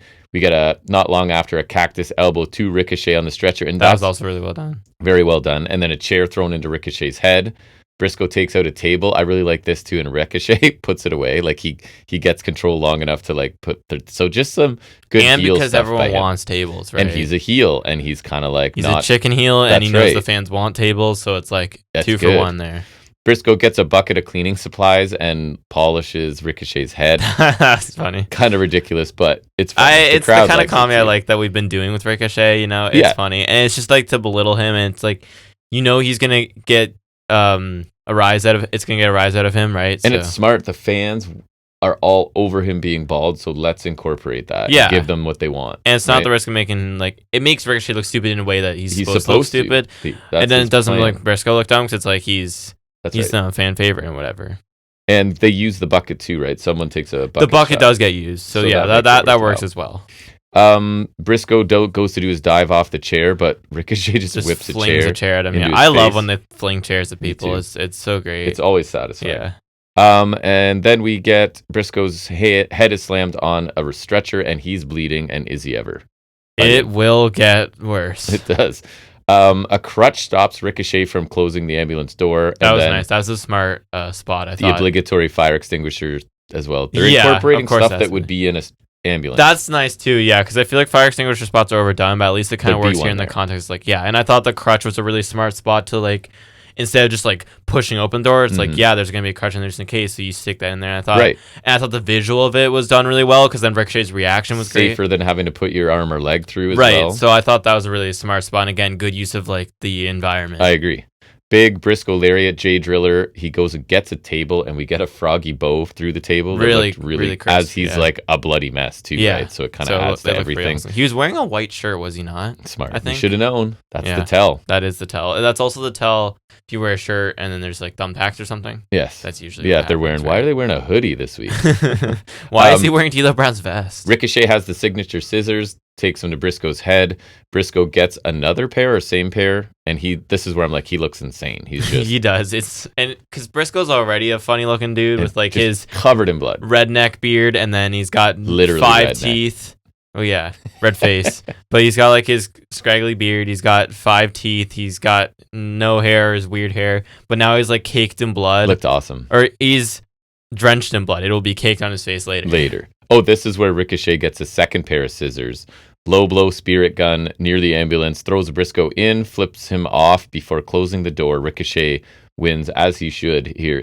I have 16 minutes. Does that match up with I do believe so. Yeah, it was 16-11. Man, I thought this was awesome. Really well done, yeah. Briscoe's 2 for 2 this year, I think, in singles matches. Killing it. Yeah. As just like, I don't need to win, but let's just go bananas on pay-per-view. He's giving us some killer matches and getting the people over who need to get over. Like Fletcher looked great against him, and he's getting over, and Ricochet's getting over, and then he goes over on Briscoe here. Really good use of a stipulation match. Yeah, I thought so. Like it felt a little random, but I thought it kind of worked out. It worked out. Again, the way they use the environment, even just bleeding a ton and then getting put in an ambulance is a pretty odd, because he's going in there anyway, so you're kind of helping him out in a way. Yeah. And just the heel work by Ricochet, again, running away and putting tables back. And Briscoe's like the ultimate person the fans just want to cheer for, right? And so just well cast to put him and Ricochet in a match like this. Because like he's so lovable and engaging, and then Ricochet's so detestable and just such a prick, right? So it's really like polar opposites in terms of characters. I love this match. I thought it was really good. Over under accurate? It was, you want to guess? Actually, sorry. I'll do cage match first. 8.28 from them. Pretty close. I went 4.25. Meltzer is again 4.5. Okay, that like it's not out of line, but I agree. I would go 4.25. I thought this was really good. Really good match. Worth watching for sure. A little bit of a lull here. We get Hurt Syndicate taking on the Texas guys. Is what I put. So Sons of Texas with their horrible mashup theme song that I hate. So that's Sammy and Dustin. MVP joins commentary. MJF is at ringside. Hurt Syndicate dominate Dustin early. Then they throw Sammy around until Sammy hits a high knee and a super kick. I don't know. What do we have here? MJF accidentally distracts Aubrey, right? Because low blow by Dustin. So it's almost like his shenanigans are backfiring a bit on Hurt Syndicate. It was the Shattered Dreams. Is that what it was? Yeah. Shelton, that to Shelton, right? Sammy hits a shooting star to Lashley on the floor. MJF's on the apron. Lashley makes him get down and go away. Sammy gets control for a few minutes there as well, but gets speared. Dustin pulls the ref out of the ring. MJF rakes Dustin's eyes, sets up for a ring shot. Lashley stops him from executing it.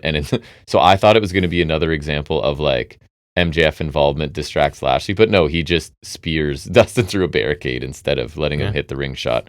Shelton late on a knee to a running Sammy. We get a high knee thrust kick to Sammy, and it's over. So they win with the super kick or the thrust kick. I thought that was kind of lame. It does look awesome, but it does, but it's like, haha. So super kick. This didn't need to be here. I think we can agree. I don't want Dustin on here. Like, and I love tag teams getting on here, but like Hurt Syndicate get enough exposure week to week, especially lately, that they could have trimmed the fat with this match. Like, yeah, as much as I like getting the tag titles on, that's fine, whatever. I think it would have been also okay not to put Dustin Rhodes on the paper. How long was this when it felt short? This one was like 12 something, I think 12:38. I guess it was more about like MJF being a bit of an awkward fit so far. I would have liked that more with like literally not Dustin Rhodes. But obviously, I thought this was pretty average. At least interesting match on the show. Yeah, it was the one I knew that I didn't want to watch and that I knew I wasn't going to pay attention to. Not interested in the challengers. The build wasn't anything. There's no universe they win. Yeah, it's a foregone conclusion. Over under accurate? 5.94 from Cage Match. Accurate. I went 3 stars. That's the same. I'd go 3. It was average. Meltzer went 3.5. That's wild. I disagree so much. He must have like been drinking or like who's in a very good mood. I'll say he was having a good day. Yeah. Then we get to the Continental title match. It's Okada. It's Mike Bailey. This was awesome. I just keep saying Mike Bailey is so good. I'm like, he's so good that I'm happy because I think there's a lot of people that haven't seen a lot of him. And you're getting to see him. And he's been on TV regularly, even for us who don't watch Collisions. He's been there a bit. So I'm happy for wrestling fans because he looks like and nothing. he's one of our boys. He looks unspectacular, but my God, he's incredible. He kicks the steps early, right? And then hits a crane kick to Okada, triangle moonsault. The back flipping knee drop to Okada on the apron, misses the Ultimate Weapon. Awesome shotgun drop kick by Okada. Back flipping knee drop again. Okada drop kick, Rainmaker countered with a nasty kick. Then a crazy Bailey spinning kick to the... Was the crescent kick? Too close. And just that sequence, right, was amazing. Yeah, his shots are incredible. Then hard Bailey kicks to the chest, respond by Okada with 2 stiff clotheslines. I've stuffed clotheslines. Really close Bailey pinning predicament. Another hard heel kick, I think, is what I meant there. It might, one of them's the crescent kick where he does like the 2 spins heel kick. Might have been that. Bailey up top, Ultimate Weapon countered perfectly. Amazingly. Perfectly into a drop kick, into a Rainmaker. 16 minutes. I love this. Glorious. Match. Loved it. It was amazing. You're kind of pointing out the dynamic in the moment was like Speedball's super energetic and high octane. He's getting things going at a crazy pace, pulling out a lot of crazy stuff, and then Okada's just there to slow it down, hit his stuff, which looks good, but it's simple. And he's just going to ground it down and beat down Bailey just simply, slowly, kind of get it done. But then Bailey's going to pick up the pace again. He's going to try to do all this crap. But his kicks are going to look amazing. He's going to, the flipping knees looks awesome every time. Okada, my appreciation for him, I liked him in New Japan, but it was like this classic, those major matches he had against other superstars. His ability to provide a canvas for other talented wrestlers to really, I think that's a lot of his value. Because this sounds mean, but he's not doing a ton of stuff, right? He's not doing the most flashy stuff. But it's so well timed and well executed, and he's letting the other guy do so much good stuff. And speaking of well timed, that finish legitimately made my jaw drop. You couldn't have executed that better. When you think about doing that, that's how you picture it.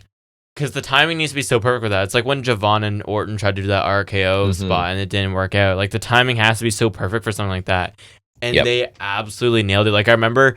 Because we thought, okay, Ultimate Weapon, or he's going to do the roll-through thing or whatever. And then Okada just perfectly caught him. And I was just amazing.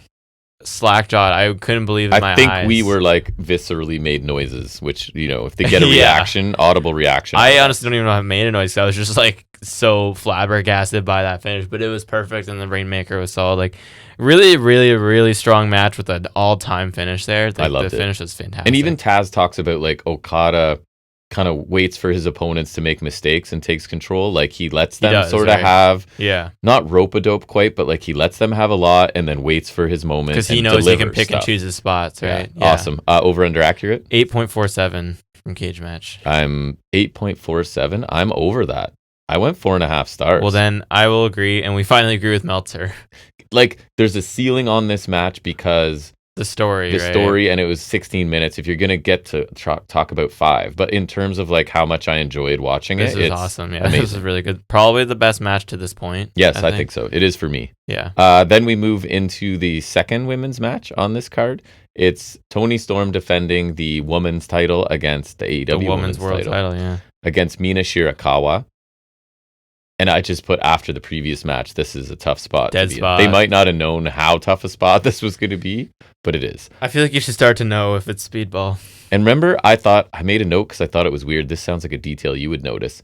There was no ring introductions or anything. There was no like... There wasn't, yeah. Which for a title, like the main title of your division... Of your women's division. That's right. God, we're already down the slippery slope now. So anyways, we get holds and counters. Mina is dancing on top of Toni early on. This was a lot about Mina working legs, right? And I thought she was more varied in that than I thought she would be. Like I was really into her constantly targeting the legs. And Toni's selling her legs. And then I noticed one little problem I had here. Like her legs are being targeted and she hits like the backbreaker, onto her own leg. And then commentary tried to like, oh, it's just her instincts taking over. Or it was more like, no, you forgot you're supposed to be selling your legs. Or you could do that and sell it after. Like, I always love when MJF does like an avalanche tombstone, then he'll sell his knee after. Yes, because Brody King does a bit of that in the match on Dynamite this week. What's his arm? And then, I don't know, we'll go Sky High by Storm for 2. Storm kicks out of a glamorous driver, figure 4 by Mina for quite a while. Storm gets to the ropes. They each go for the big package. But a Storm headbutt and Storm 0 for the win after 16 minutes. Another really good match. Like there's no... I thought it was pretty good. Good, not great. Yeah, I liked it almost as much as the opening women's match. But I definitely liked the opener a little more, I'd say. I thought Mina did a good job, again, targeting legs. And Taz talks about her coming with a plan and executing, which makes sense. So I thought Storm sold a lot, right? It wasn't a lot of the in-ring story was pretty good, but to me, like the issue I had with the opener is a little more glaring here because I feel like at least that's a tournament and the stakes are clear. Yes. This one, it's like literally Mina won an eliminator. And then they make out after the match. They did kiss, yeah. So we'll see what that means. But yeah, I thought this was another like good, very good match on this show. Over under accurate? 7.19. 7.19. I actually went 3 3/4, so I'm over that. I'm at 7.5. I don't know. It was good. There's nothing wrong with it. It wasn't my favorite. Yeah, but I still feel think like you're a 3.5er. I'd go 3.5. Yeah, so. I think so. And Meltzer went 4. Okay, I cannot agree at all. It's not completely out of line. Like you could make an argument, I guess. Then we get to Anarchy in the Arena, and this is crazy. I made a note just because it was notable on our best worst of Swerve's entrance as Predator was really cool. Very really cool. The Bucks come out as the founding fathers and they had like this whole like colonial or like war story sounding and intro. Ring announcing is like the Declaration of Independence or something. That's what I'm trying. Yeah, it was really funny. I thought it was really funny. That was a really cool presentation by them. Joe was not entering with the Ops because he ended up fighting with them, the crowd, right? And then we had music playing for a bit. It was the Bucks music, I think it was, that was playing for a while, right? And then Omega Pointer changed Sisters. it to that, and then he changed it to Let the Bodies Hit the Floor. Yes, for like a long time. Which I saw someone try to give AEW shit that like that's insensitive to do on the same night as the Owen Hart Cup. I heard that. I was like, come on, like that's stupid. I'm sorry. I agree. I don't know if I'll say it. First of all, it's bodies plural. Second of all, it's hitting the floor. So really, it's got nothing. Didn't he hit the floor? I thought. I don't know. I thought it was ring. I was watching. Oh, that's true. I don't know. Anyways, but like, just like, come on. It's I know. Not like that's trying too hard. That's just stupid. Like, and I get that, but like, that's not. No. No one is thinking that when they do that. It's because like that song. It's like a metal song, and it was cool. Like it was cool in the match. You know what I mean? So in case you forget, it's Omega, Swerve, Samoa Joe, Shibata, Hobbs, and Willow against Moxley, Claudio, Yuta, the Bucks, and Marina Shafir, right? So our first time women are involved in an anarchy. And I think the first time it's more than 5-on-5 because this is technically the 6-on-6 with the women. And really early on, Shafir suplexes Willow on the barricade. It looked really painful, right? I'm going to try and cherry pick here. Barbed wire kick by Shibata to Yuta in a chair. Willow takes a bottle to the head, right? Claudio gets sent through a table in the ring by Hobbs. And what else do I have? Destroyer on a stage to Swerve. Then he's swung around and released into a speaker, right? And then Claudio gets speared through some road cases by Hobbs as the music finally stops. Willow gets, this was gross to me, grosser than even the staples coming up probably, she gets locked to the ring post. That was not gross than the staples. Through her ear. That reminds me, remember it was like 2018 Orton was putting like the screwdriver through Jeff Hardy's ear? Yes, I don't like that either. Omega ends up taking the Bucks senton powerbomb thing through a table. That was awesome. It was the double foot stomp off the ropes where they bounce off, but then this time it's the outside. Drilled it. That looked awesome. That was one of my favorite spots. Nick hits a senton off of something high onto Hobbs through a table. Swerve comes out on a pallet. Someone's driving a forklift, and he does the stomp off of the raised pallet onto the Bucks. Just madness. I will say I kind of like how they contained the action to not going super far and wide once things got going. I think that helped me. I agree. They didn't have to go split screen a lot. They did a little in the beginning. They did that like for the one spot during, or the one portion during the early goings because that's where everyone brought it, but like they kept it within like the arena. Yet it was still ridiculous. Yeah. At the same time. Willow and Hobbs with synchronized spine busters, and then they rip their shirts off that it says, what was it? It's Hobbs' shirt that's big, black, and Jack, and then but Willow also had it, so I thought that was pretty funny. That made me laugh. Hobbs gets stapled eventually on his head. And I was like, and he got stapled on his back too. I was like, please, like, let's stop doing, it doesn't have to be real staples this time, but it still is. Like, I can see the staples. Yeah. Swerve staples many others, including Matt's nuts. I don't like it. I really hope that one wasn't real. And then Marina Shafir staples Swerve's tongue. And you see him stick his tongue out a little later, and there's a staple in there. So Snapdragons for the heels, including Shafir, right? She ends up taking one. That got a good reaction. Buck super kicks for everyone, including Nana, the referee, and Willow. So this is the big women took offense from the men moment, I think. Yeah. Willow and Swerve combine for a spike pile driver to one of the Bucks. I didn't even notice who. Hook shows up. This is notable with a golf club. To beat up Claudio. You were excited for a second. You thought it was someone else? I thought it was Eddie. Okay, that's why. Okay, I was like, I just wrote Jack is excited. Don't know why. And then I was like, oh, it's Hook. Hook helps, but seems to kind of have an issue with Joe or just disappear. Yeah. It's got to be because, like, you got replaced and whatever. Yeah. Yes. Muscle Buster and a choke by Joe. Gabe Kidd's there for a briefcase shot. Tax in Kenny's mouth. EBP trigger. Giant swing. Mox choke. Joe makes the save. Briscoe comes back with just like his blood is all dried all over his face. Made no attempt to clean himself up in the last. It reminds me of World's End last year where Ospreay got busted open hard in the opener with Fletcher, and then he was all bloody to face Okada later. Yeah. So absolutely crazy. Yeah. Most of the heels get locked in an ambulance. The Bucks are alone with Kenny and Swerve. V-Trigger, house call. Swerve has a pair of his new Reebok shoes. I think I talked about in the news last week with Tax in them, a la the Bucks. We get a one-winged nice angel off the stage through a table and a Swerve stomp off the ropes with the Tax. It is over. That's your finishing spot.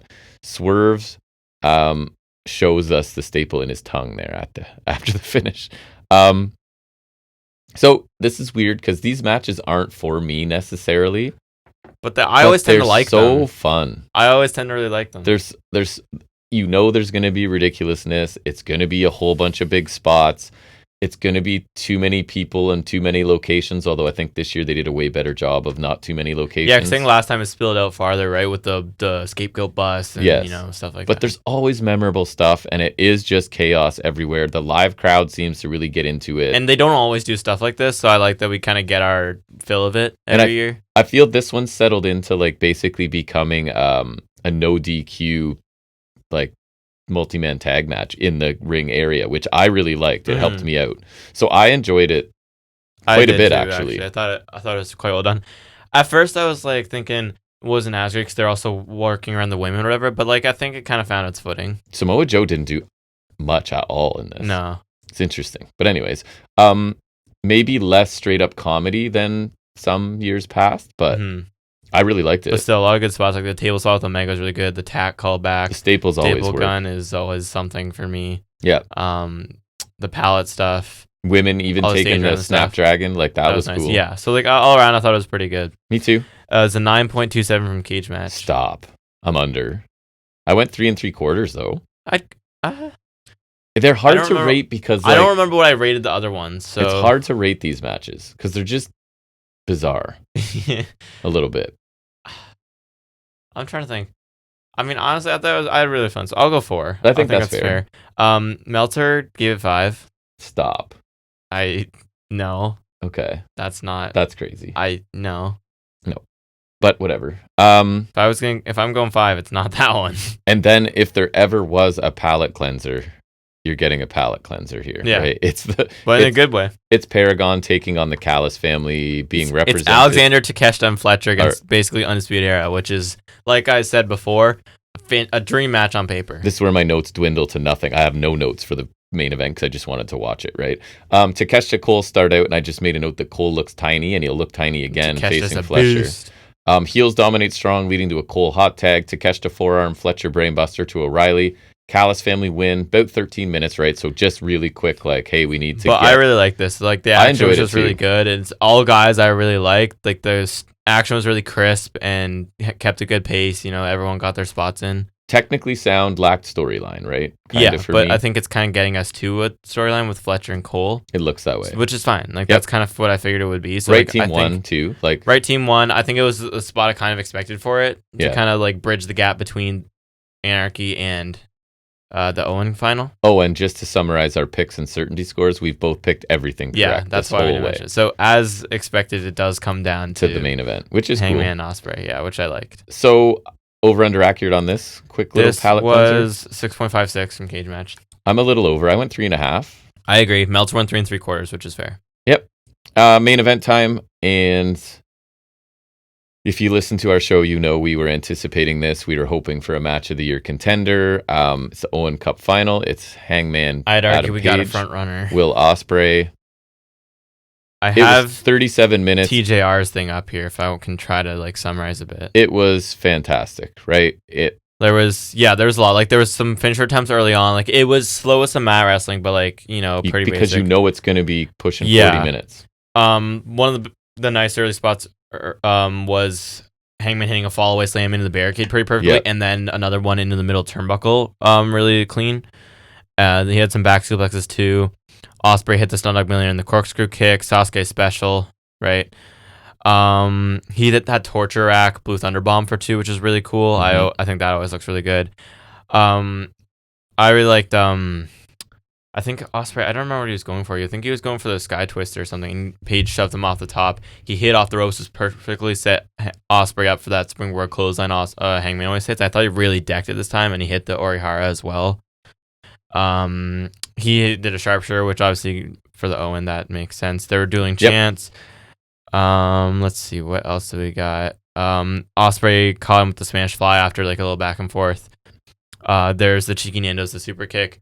This is where Page hit the buckshot off the corner, and he went for the buckshot, standard. But as he was about to come over the ropes, Ospreay caught him with the hook kick, hit that shooting star with Hangman draped over the ropes, which is always really cool. Went for an Oz cutter, Page blocked it. He hit that moonsault tombstone that he does. Counter from a Styles Clash into Angel's Wings, which was really cool. Yep. Page missed the moonsault at the top. I think that was when he smashed him with that one hidden blade. That was really killer. Later on, we had the Styles Clash off the apron, which looked really it was really well done because it was a little different. Like he kind of got his feet and hands up or whatever, but like, wasn't perfect. They had to do it safe, right? Yep. Oz cutter and a hidden blade for 2. And there was a lot of pumps. Like there was the one part where Ospreay's hitting with a lot of strikes in the ropes, and he's like the ref has to back him off because Ospreay's getting a little heated, right? There was a tease of that on the Smash Announce table. Page tried for the Deadeye. The table broke early, right? Which was risky, but luckily they were fine. Deadeye on the broken table, so it worked out okay. Like obviously that's happened before. Like there's the famous WWE spots where things happened to Triple H and Rock. Yeah, I think it happened to Angle before. I don't know. Like it's happened, so it is what it is. Didn't bother me at all. they tease like, so there's this one part where he's going for the buckshot. Ospreay takes off his elbow pad, so like the kind of like that stare down. They did this in the Danielson Ospreay match before, and I think they did it with Swerve and Ospreay. It's very too. like old gunfightery kind of. Yeah. They both line up for it at the same time, but the buckshot wins out, so we got a really cool near fall off of that. Then later on, Page gets smashed with another hidden blade and Stormbreaker for a really close near fall. Crowd's bananas at this point. Hangman avoids this hidden blade by just like collapsing. Really cool point was Ospreay going for, he does the Omega Taunt, hits a V trigger, goes for a one-wing angel. Page reverses, hits the JML driver. Yes.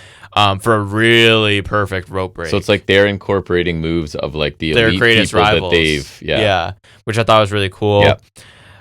Buckshot gets blocked. Ospreay goes for something. Page counters. He kicks his arm, hits a discus lariat. Buckshot connects, and Hangman gets the win at about 37 minutes. And you win the contest. And I went out just based on that one by the 1 point. This was amazing. Like we both had super high expectations. This is like as close to a perfect main event as I think you can get.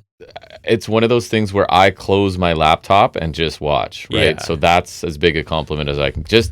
I would have liked another 7 minutes or so, but I thought for what it was pretty perfect. It felt super duper important, and the drama based on, and this is why, like, this match, at least in my mind, could have earned 5 because the storyline coming in is so strong. And because that's part of it, right? It has to be in there. It's one of those matches where every near fall mattered to me because didn't know who was I had winning. no idea who was going to win. Like, there's every possibility it could have been Ospreay. And I've heard, which I thought was really cool, is they were both lobbying for the other person. Yeah, that's cool. And Mox, I think, wanted Hangman. I don't know if that's what won it out. I think Tony Khan was also going for Hangman, but like that I'm not surprised Ospreay would want Hangman to win, and I'm also not surprised that Hangman would want Ospreay to win. So that's really cool to me. And yeah, it really was anyone's game. So I thought like the final stretch was incredible because I remember there were a couple times where you were saying like, oh, that's it. Yep. Nope, it's not. Yep. Like I think it was the Hidden Blade Stormbreaker where I think you almost had it. Yep. And it was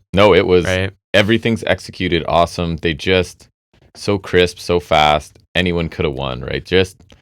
This is what makes this company what I prefer to watch. Yeah, and I really don't know this on the WWE. What else you could want from this other than a bit more time, but even then, it's like it's perfect as it is. Like I loved it. It was fantastic. It's a match of the year front runner. I think so because my front runner was probably Fletcher Ospreay in the cage, but I think the story for them was better for their Full Gear match last year. I think this is a much better, a stronger story told ahead of time, and then also just the result being in doubt, and then the match really fully delivering. I thought was all the criteria were hit for me to have I won't say it's a 5-star yet because we're going to talk about it, but like a ceiling of 5 for sure because all those criteria are there. Yeah, I think the over under accurate on this 9.62 from Cage Match. So I'm pretty much accurate. I went 4 3/4. I didn't go 5. Yeah, but I as close as it gets. Like I love this.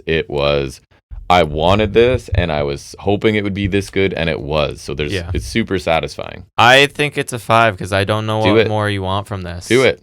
We'd rarely do it. So I will say that because there you go. The build is exactly what I wanted it to be. The match was exactly what I wanted it to be. It's true. The result wasn't your wish list came all like it's hard to give it a 5 because then it's like where do you go from there? But how it is. At the same time, it's like I don't know what more you could want other That's why than you gotta go infinite. Right. A bit more time would be great, but that would just be more of what we already had here, right? Which was honestly great. Like I thought the near falls were all really well done. The storytelling was great because what I liked was in the build you had Ospreay saying, I'm gonna do this the right way. I'm the company guy. I'm taking the high road. And then questioning if Hangman would do that, but then you had Ospreay getting very visibly frustrated in this match, and so then it kind of puts into question whether he was going to take the low road or not. Yep. And there's also a time where Ospreay's arguing with the ref, and you kind of question if Hangman was going to go low again, and so you kind of had some doubts there. And anyways, I just it was pretty much perfect, and I don't know what more master storytellers I could have asked for, who are amazing in the ring. Yeah, that's all. And you got 2 of them. This match has me super hopeful for what Hangman's journey is going to be heading into All In, where he has to take out Moxley. And between this and the segment on Dynamite we'll have coming up, things are looking really promising. Those trio of guys from that segment are all It's gonna be great. Yeah. Elite talents. I can't agree with Meltzer because he went 5.5. That's not how but things you get work. his sentiment. I appreciate the enthusiasm, but that's not quite the deal there. But yeah, just a really great main event, and so refreshing considering we had, and no shade to him, but the Mox main events the last couple times. That's a huge factor.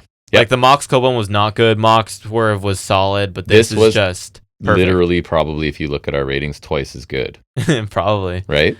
Like this is so much better. Easily my front runner for match of the year because it was set up perfectly. It was executed perfectly. Mm-hmm. Like it's gonna take something special. And there's a chance that the aftermath will be executed well too. So. Right. So like this, I really don't know what else could be better. That would reach 5-star for me because I guess theoretically I can't unless it's a 5-star. I can't really pick anything else. That's right. Right. You're locked in. But I mean, genuinely, it was so great, and I love that not knowing who's gonna win either. Like it's one thing to kind of it's nice to either not know who's going to win or you get surprised by who's going to win. Yeah. But I think it's better when you go in and it's like it's anybody's game kind of deal. It was awesome. That adds to it for. That's why I really wanted to pay attention because I'm like I don't know who's gonna win, so I just want to watch it. It's like.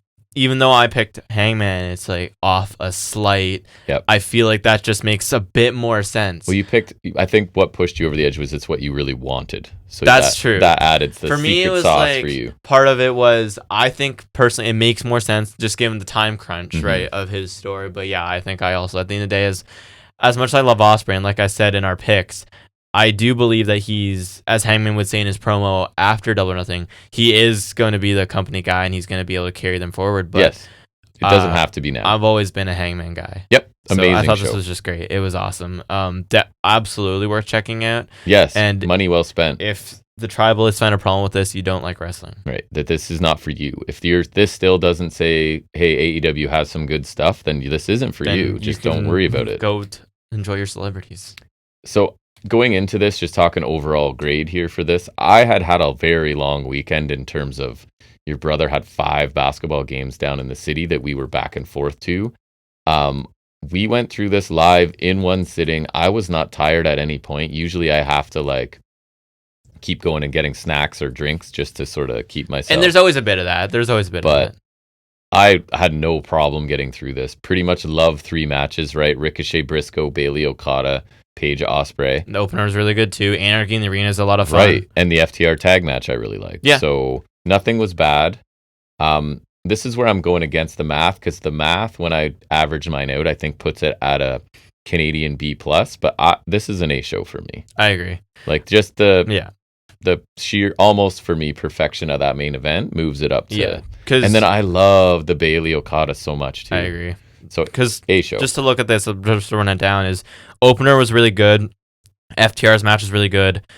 Stretcher match is great. The tag title match, but no show's perfect. Continental title match was awesome. Women's title match was really good still.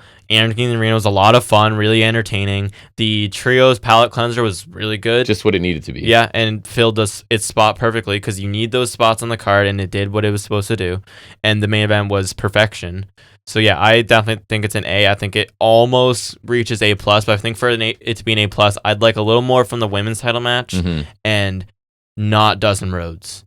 Yeah, I think we mentioned that. But other than that, it's really close to an A+ range show. I think it's a high A. I think it's definitely my front runner for show of the year because I do too. I mean, Revolution was really good too because it had that run of 3 in a row 5-star Meltzer matches because you had Mariah May's last match. Amazing.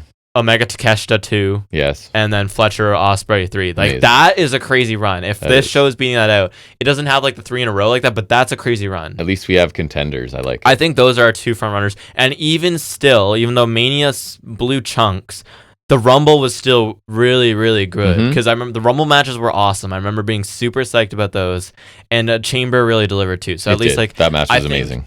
Regardless of how the year pans out, we have 2 contenders from each thing. That's good. I obviously lean towards Revolution and AEW this one, in general. Double or Nothing. Yeah, AEW in general. But I really hope that when we go to All Out, that's another one. Me too. I think, if I'm not mistaken, while I'm kind of rambling, I'm going to check right now, but I'm pretty sure All Out was our favorite last year. Because remember, that was the one where it's 2 weeks after All In, right? And so they have the they don't have a lot of time, right? And so I can't find it right now. I don't even know where it is.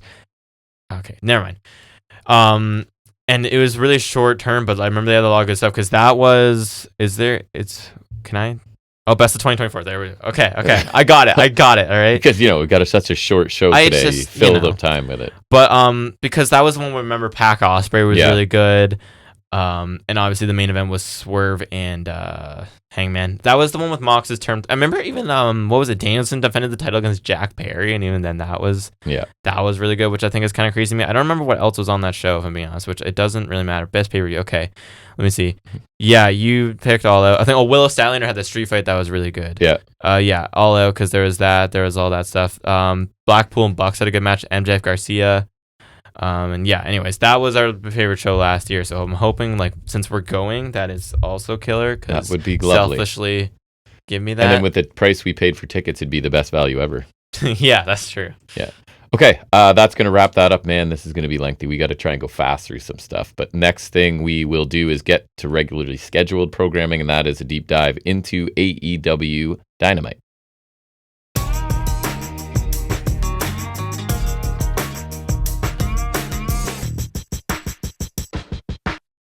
So an amazing AEW pay-per-view. How will they follow up on their weekly programming? Tell me about it. So we're kicking off with Hangman Adam Page. We are.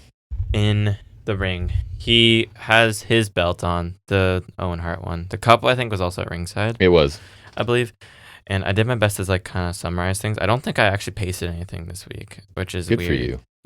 I'm giving John a week off. That's right. Yeah, I did. Okay. Good for me.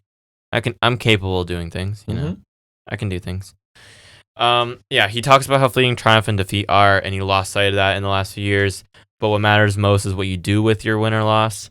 He talks about Double Nothing. Both he and Ospreay knew one of them would have to lose, but one of them also had to taste victory and move on. He thanks Ospreay for the fight of his life and reminding him why he does this, and Ospreay is capable of being the man to carry AEW forward. He says he knows he can't relish in this moment because it is fleeting and there will be a new tournament champion next year, so he gives the belt back to Shivani, who is still in the ring at that point. But then I think he left because the belt was just on the apron later. Mm-hmm. He says he has to look forward to the AEW World title, and he talks about how he's been chasing that title since AEW began, but it's been hidden for the last 7 months, and it was a beacon that showed everyone what the company represents. He says on his first night, he told the fans they would be his boss, and he promises to win the title and free it from the briefcase and defend it with everything he has, and that's a promise he will keep. Then Swerve's music hits, and he comes out. He grabs a mic and says Hangman must be wondering why he's out here.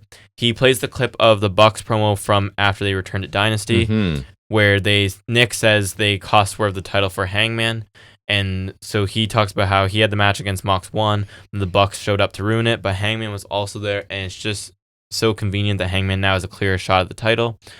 He says Hangman made another promise where he said he'd never let Swerve be champion again, so he asked Hangman if he was behind the Bucks' actions. He's like, did you do this? Hangman calls him a dumbass and says for a second he thought about helping, and if he wanted to cost Swerve the match, he would have done it to his face. Swerve says Hangman's full of shit, and they kind of get heated in each other's faces, but Ospreay's music comes out. He stands between them and says to Swerve he hates getting involved in his business, but Swerve is wrong about Hangman. He learned a lot about him after Double or Nothing, especially after the match. Where Hangman came back down to shake his hand. He saw in his eyes that Hangman cares about AEW. He says he had the same feeling when he lost to Swerve at Forbidden Door last year. He says people are starting to believe in them again, but he says it's not him or Swerve, it's Hangman, and they have one shot at this, and they can make it easier on Hangman if they work together. Immediately after Ospreay says that, Swerve smacks the mic out of his hand and says he'll never work with him. Yep. He leaves. Ospreay and Hangman kind of get face to face, and Hangman tells Ospreay without a mic that he'll never take Swerve's help, and then he leaves as well. Yeah, amazing. Really just top tier stuff, and a perfect follow up to.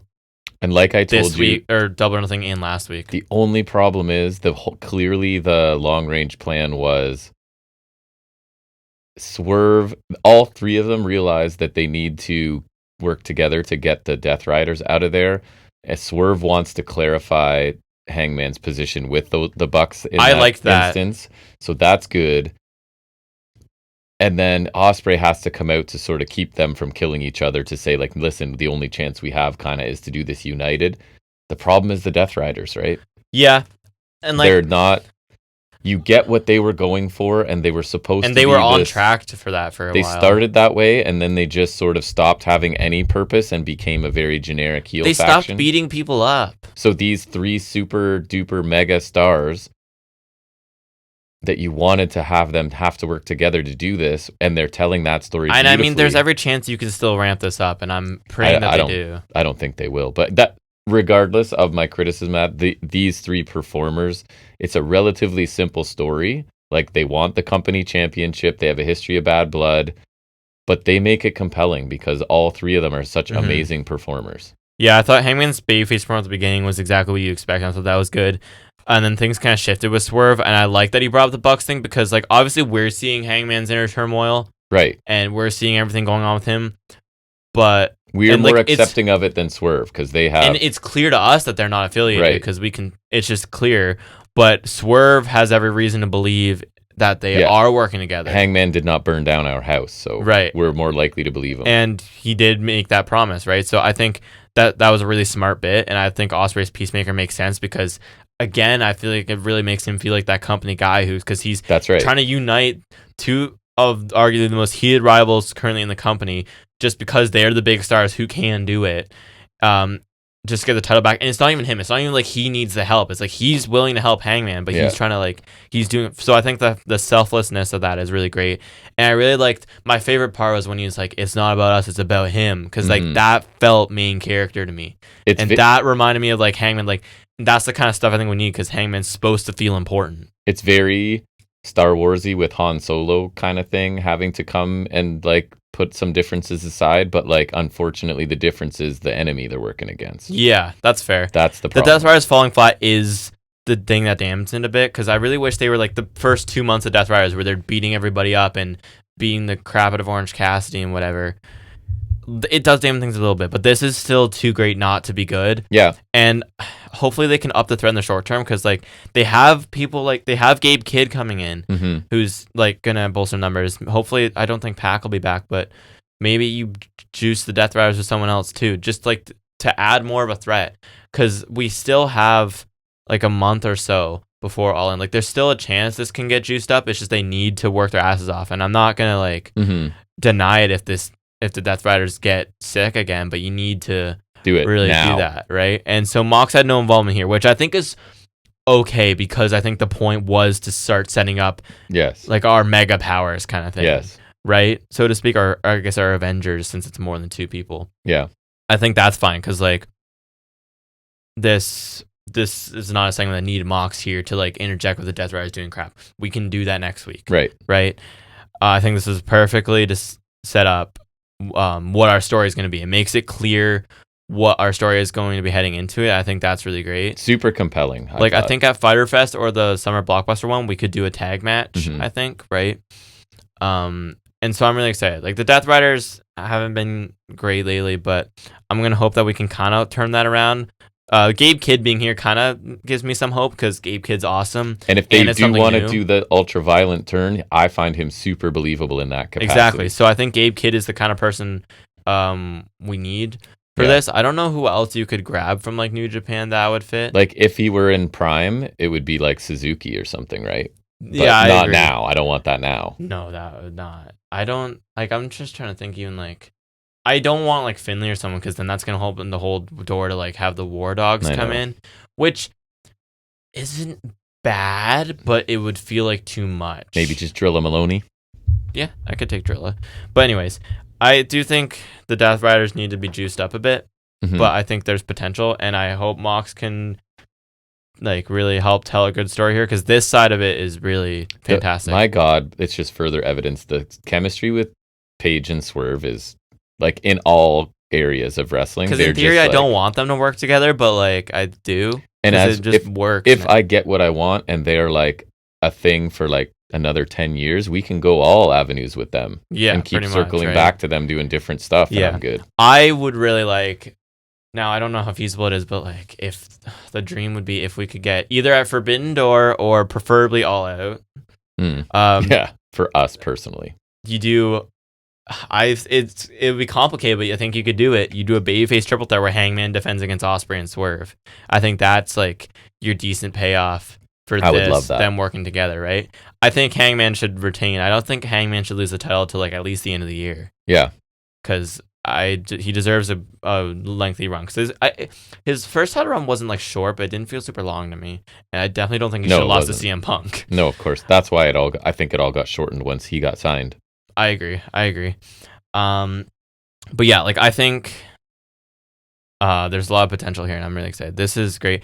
I'll mention it later too, but this is so much better than the women's segment on this show, and Mox isn't even here. I know. I think that's part of what's making it great, is we're allowed to focus on the most interesting part. That's true, but like the build of the world title match is so much interesting without half the match there. Like I think in theory and hopefully Mox being in here should make it better because he can be like the tyrannical leader. And like I'm obviously sometimes his Death Rider shtick is a little hit or miss, but like on paper that should make it better, right? Yeah. At least for the match. Yes. But like the build is already so much more interesting than the women, and Mox isn't even here. I know. Which is crazy. Like he's not even here. Speaking of Mox, we get a quick Anarchy in the Arena recap package, and he's in action. It's him. We get to see Gabe Kidd and Marina Shafir against Briscoe, Speedball, and Willow in a mixed trios match. Gabe Kidd's wrestling in street gear, which is odd. But yeah, true. Whatever. Really heavy slugfest between Briscoe and Gabe Kidd out the gate. Or the Gabe. The Gabe. Turns into a brawl with everybody. Mox holds Briscoe on the corner for some kicks from Shafir. Speedball hot tag flurry, because what else are you going to do with him?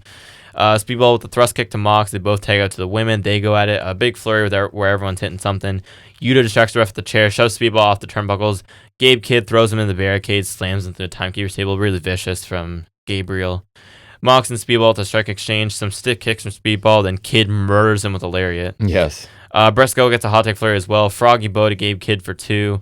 Claudio interferes, but Commander comes and take him out for some reason. Because I don't know. Something on the thing we don't watch, maybe? I don't know. There's no way to know. All I remember was him beating him in the C2, right? I think it was. Yeah. Because who cost him that match? I don't remember why. No idea. Because it was someone with the brass knucks. Was it Ricochet? I don't even know. Anyways, Mox hits a paradigm shift to Briscoe and chokes him on the Bulldog choke for the win. The other people were also caught in submissions, so, you know. I thought it was like a fun, chaotic trios match. And it was good. I don't think it was as good as some of the recent ones, but still good. No. And I like that, like, regardless, I like that it's the staple of the television product lately. And sprinkling the women in again in a match like this, right? So, yeah. Gets Death Riders a win, showcases Gabe Kidd a little bit as being kind of violent. I was saying, I kind of knew Death Riders were going to win when it's like Speedball and Briscoe. I know. We were like, Speedball hasn't lost until Okada, but like he's not beating Mox, who's world champion, and Gabe Kidd, who's new. Yeah. And Briscoe can take a fall, which he did. It's just a fun momentum builder for them. So I agree. I think that makes sense. Like I'm all for bolstering Death Riders, especially Gabe Kidd. Yeah. In the build to All In. And so now that we have like a month, we need to start obviously focusing on like this. I thought it was fine this week to not really have him acknowledge Hangman because, like I said, we had part of the angle to really that we needed to start hammering home with the opening segment. So that was fine. And then Mox gets a win here. I even think they should have gone farther. And because like Briscoe is such a emblem of AEW fans and whatever, they should have.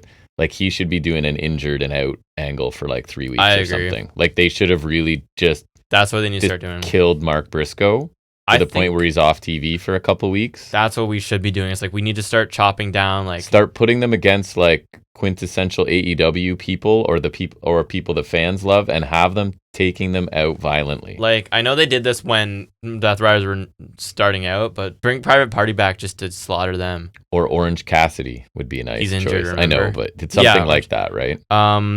Like Darby's kind of gone. It's kind of tricky. To be fair to them, it's a little tricky with like who's kind of here right now. But like as I'm gonna look, like I feel like you could get away with destroying Undisputed Era after Cole loses that belt, because they're pretty AEW. Or like beat up someone like Bowens. Yeah, maybe. Right? Because he's really likable right now. He's like a really AEW guy. You could also beat up Billy Gunn because people really like him, and I wouldn't care if he's gone. But I feel like they missed an opportunity here. They did, but I agree because I think being at Briscoe would be really smart.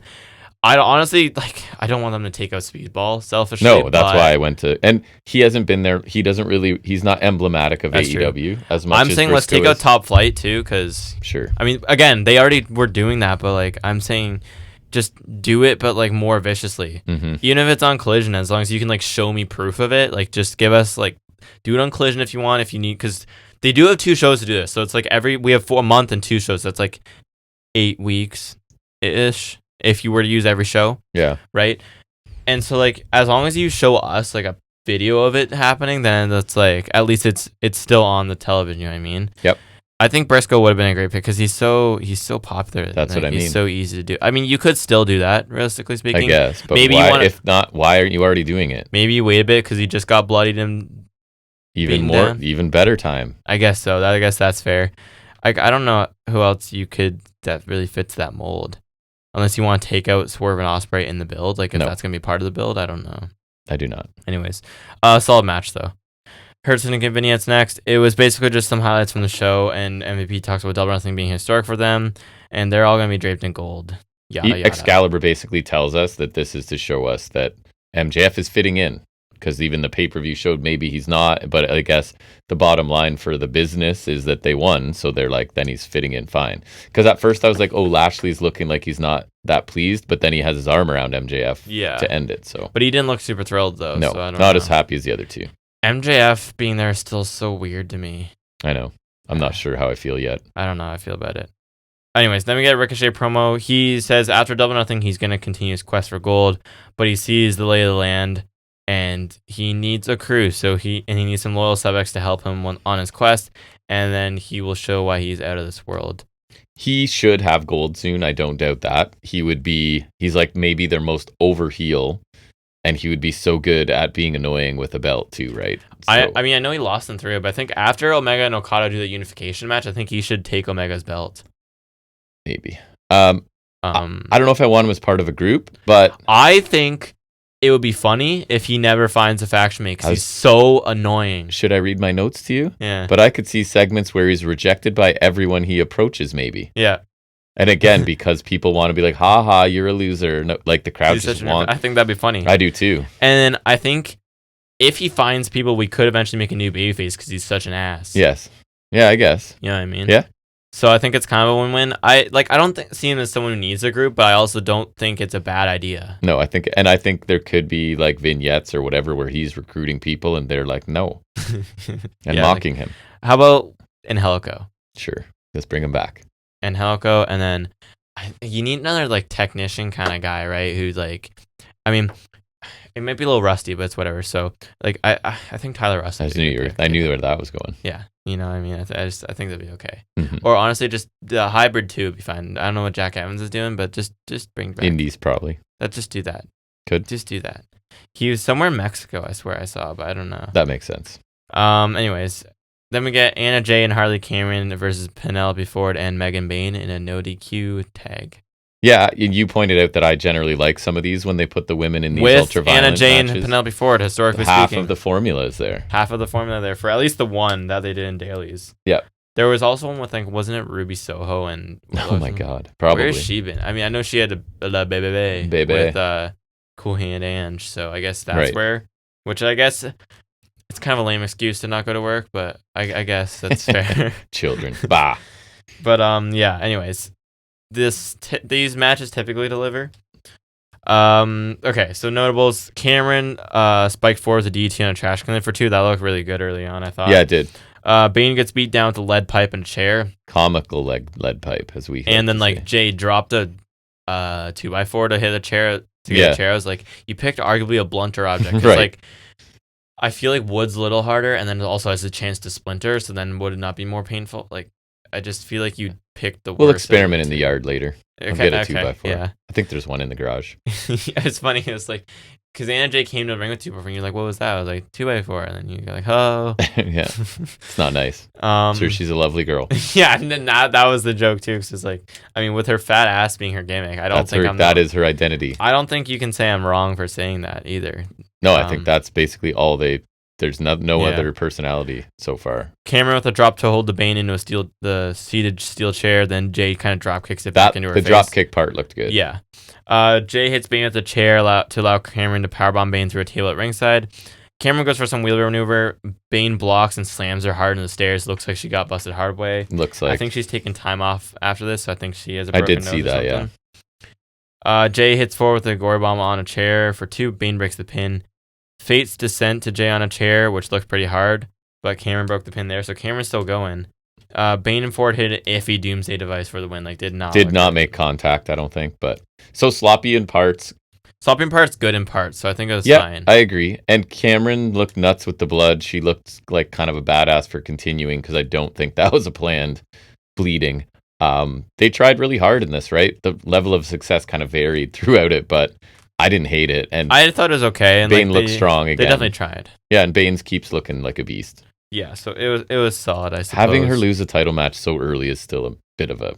It really hurt her, I think. I don't understand. Because outside of that, she's looked really... Again, they've done no character development, but she's looked strong. They literally gave her a whole world title build and still didn't choose to develop Teach us anything.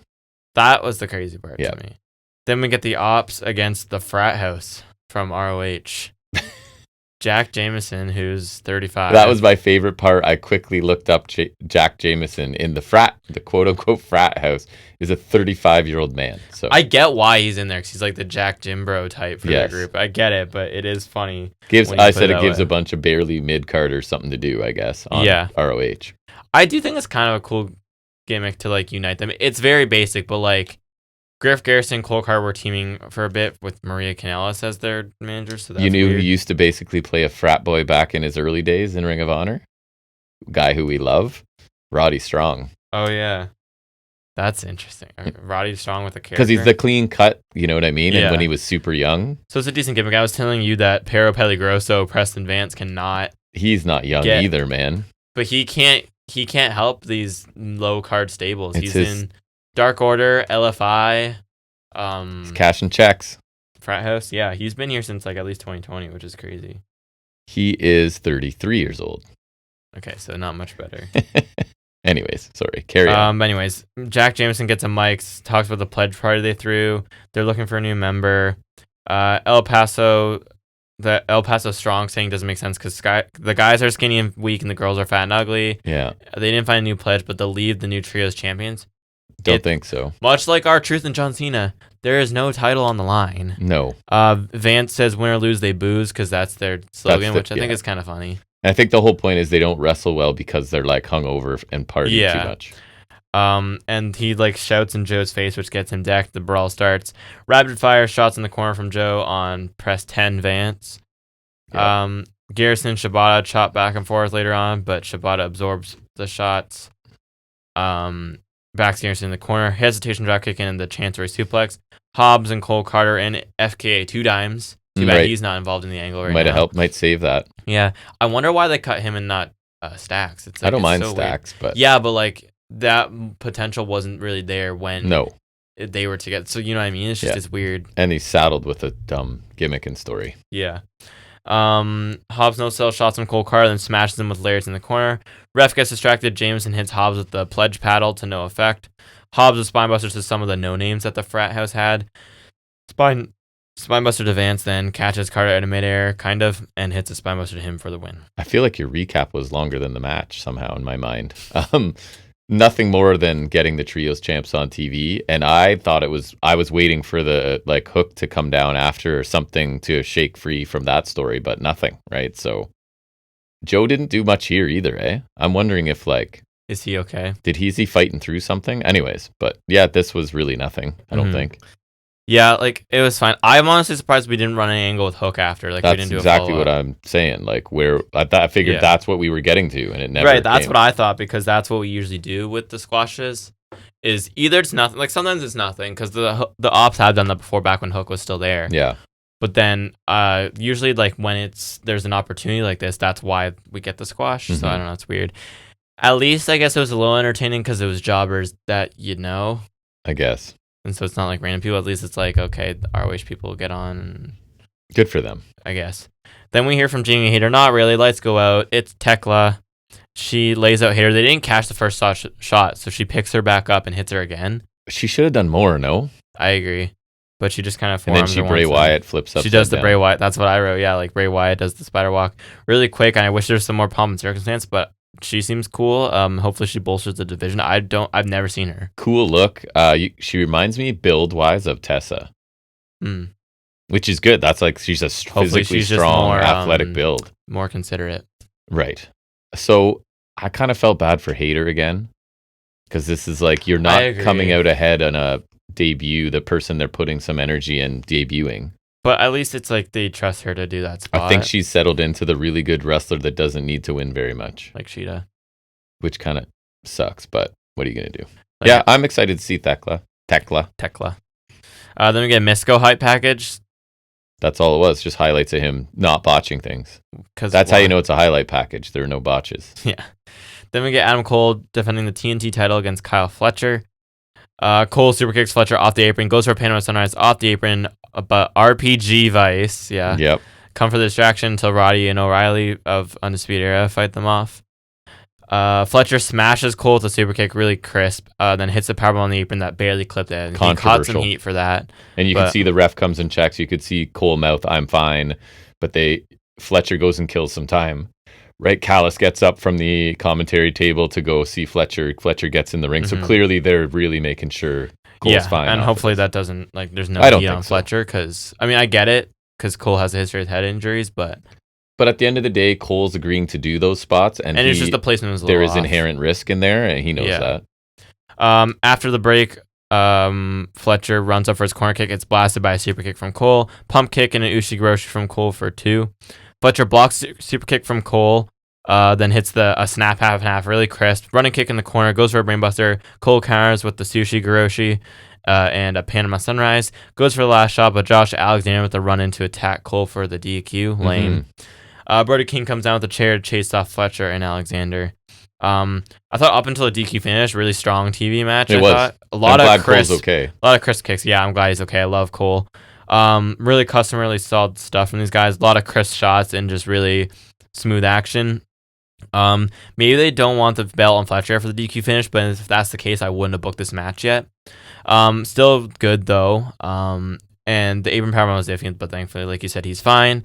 I did not like the DQ finish because I feel like it's lame, but I do like how it rolls into the next match because I like when they do that. So it's okay. I do too, and I think it's part of the larger story later that it irritates Fletcher a little bit that he had to have help there. Yeah, I think that's part of a larger story. Which I don't like if that's teasing him leaving. But like I said, I think it's not going to lead to anything. I think it's like they could tease there's a bigger match in a bigger spot between Cole and Fletcher wins, maybe with some help. He is fully capable of standing on his own. He is.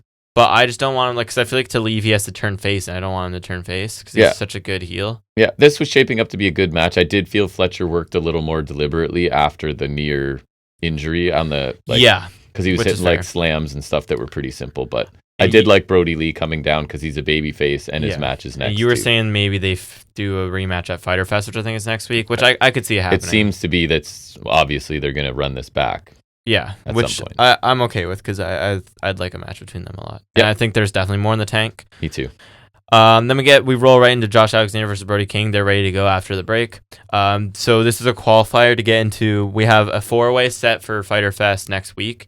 Yeah, where Omega defends the international title against the winner of this match. The winner of I think it's Mascara Dorada against Hechicero, our boy Hechicero, and then Claudio and it's essentially a little tournament to get a title shot. It's just another way of saying it'll be a multi-man match instead of a title shot. So the first round is one-on-one match, and then the second round is... So this is a semifinal. Yeah, exactly. Or quarterfinal, I guess. It's Claudio against... It's not... Is it Commander? Because then that would make... Okay, now I see it then. I think it was. That's why Commander was in that match. Commander. Right? I guess. Anyways, so the winner of this match will get into a 4-way next week, which should be pretty cool. Yep, it should be fun. Did we not do a 4-way before? Yeah, because it was the 4-way to get the title shot, right? It was Davis. I think it was Davis, Briscoe, Speedball, and Rip Davis. He's injured, I think, too. Yeah, he is. It was Davis, Speedball, Briscoe, Ricochet. Remember they did double pinfall, and that's what led to Ricochet, Speedball, Omega, right? I remember. Anyways, middle rope shotgun dropkick from Alexander. King goes to chop him against the post, but Alexander ducks and King smacks the post hard. That's going to be your ongoing story. Yes, it is. DT on the apron from Alexander, and then he does the cross body block through the ropes, which didn't look quite as good this week, but still, it's a cool spot. This was during the commercial break, but a lot of arm targeting, because our TV thing wasn't working, so we watched it online, and so we got the commercial breaks for this portion. We did get extended, and yeah. So, yeah, like, it definitely makes the matches feel a little different. It Crowd does. was chanting, "You look stupid," because he had the headgear off for some reason. Right. So he had to put it back on. Big left arm layer from King smashes him. Alexander hits a sweet German suplex on the apron. Running crossbody against the barricade from King, which is always an awesome spot. Misses the cannonball. He went full send on that. He looked good. Alexander capitalizes, blocking the ankle lock. King fights out, goes for the Gonzo bomb, gets backdropped. Bridging German with the arms trapped from Alexander. I like that. Really cool. It looks like it'd be so hard to get out of that. That reminds me, there's that one roll-up Speedball did where he had like the arms hooked and the legs trapped, where it was like, I was like, how does he kick out of that? Right. And Okada barely got out, which is really impressive. But yeah, Big Larry and the Gonzo Bomb does connect. Love it. Good day, as King does get the win. So good for him. He gets a win. We get the Gonzo Bomb. Gonzo Bomb to a bloody face. Looks even cooler. Alexander got busted up. I think it's because the King landed on him when he did the German. I think that's what they were. Commentary was saying that. Another really strong match, though, more of a slugfest, but really strong stuff. And even though he lost, which I'm a little bummed about, I saw some people like being like, "Oh, Alexander's already losing," and that's what's good way to happen. push over your new guy. Giving crap to AEW, but like, it's happens to some people. On the other end of the spectrum, Speedball's been winning until Double or Nothing. Well, I also think the crowd is really behind Brody King, and I think it's smart to put him. They're always vocal in support of him, so they even should when he came out earlier, I was telling you I could hear the dog barking over his theme song, and he's a unique like babyface monster. So I think they should use him. But I agree. I like the match. And too. Alexander looked good in defeat. He got a lot in. He did. Yeah, it was a physical and commentary were kind of saying it's like you've got the brute versus like a cerebral technician who's also pretty strong, right? And that made sense. So yeah, I thought it was a good match. And expected result, but a really entertaining I'm match. happy for King for sure. I agree. I would have preferred Alexander winning because I like him a little more, and he's good Canadian boy, newer. But I don't think there's anything wrong with Brody King winning. They did sell this as Canadian versus American too for some reason. Border Brawl. Yeah, exactly. We'll review Border Brawl, right? Obviously.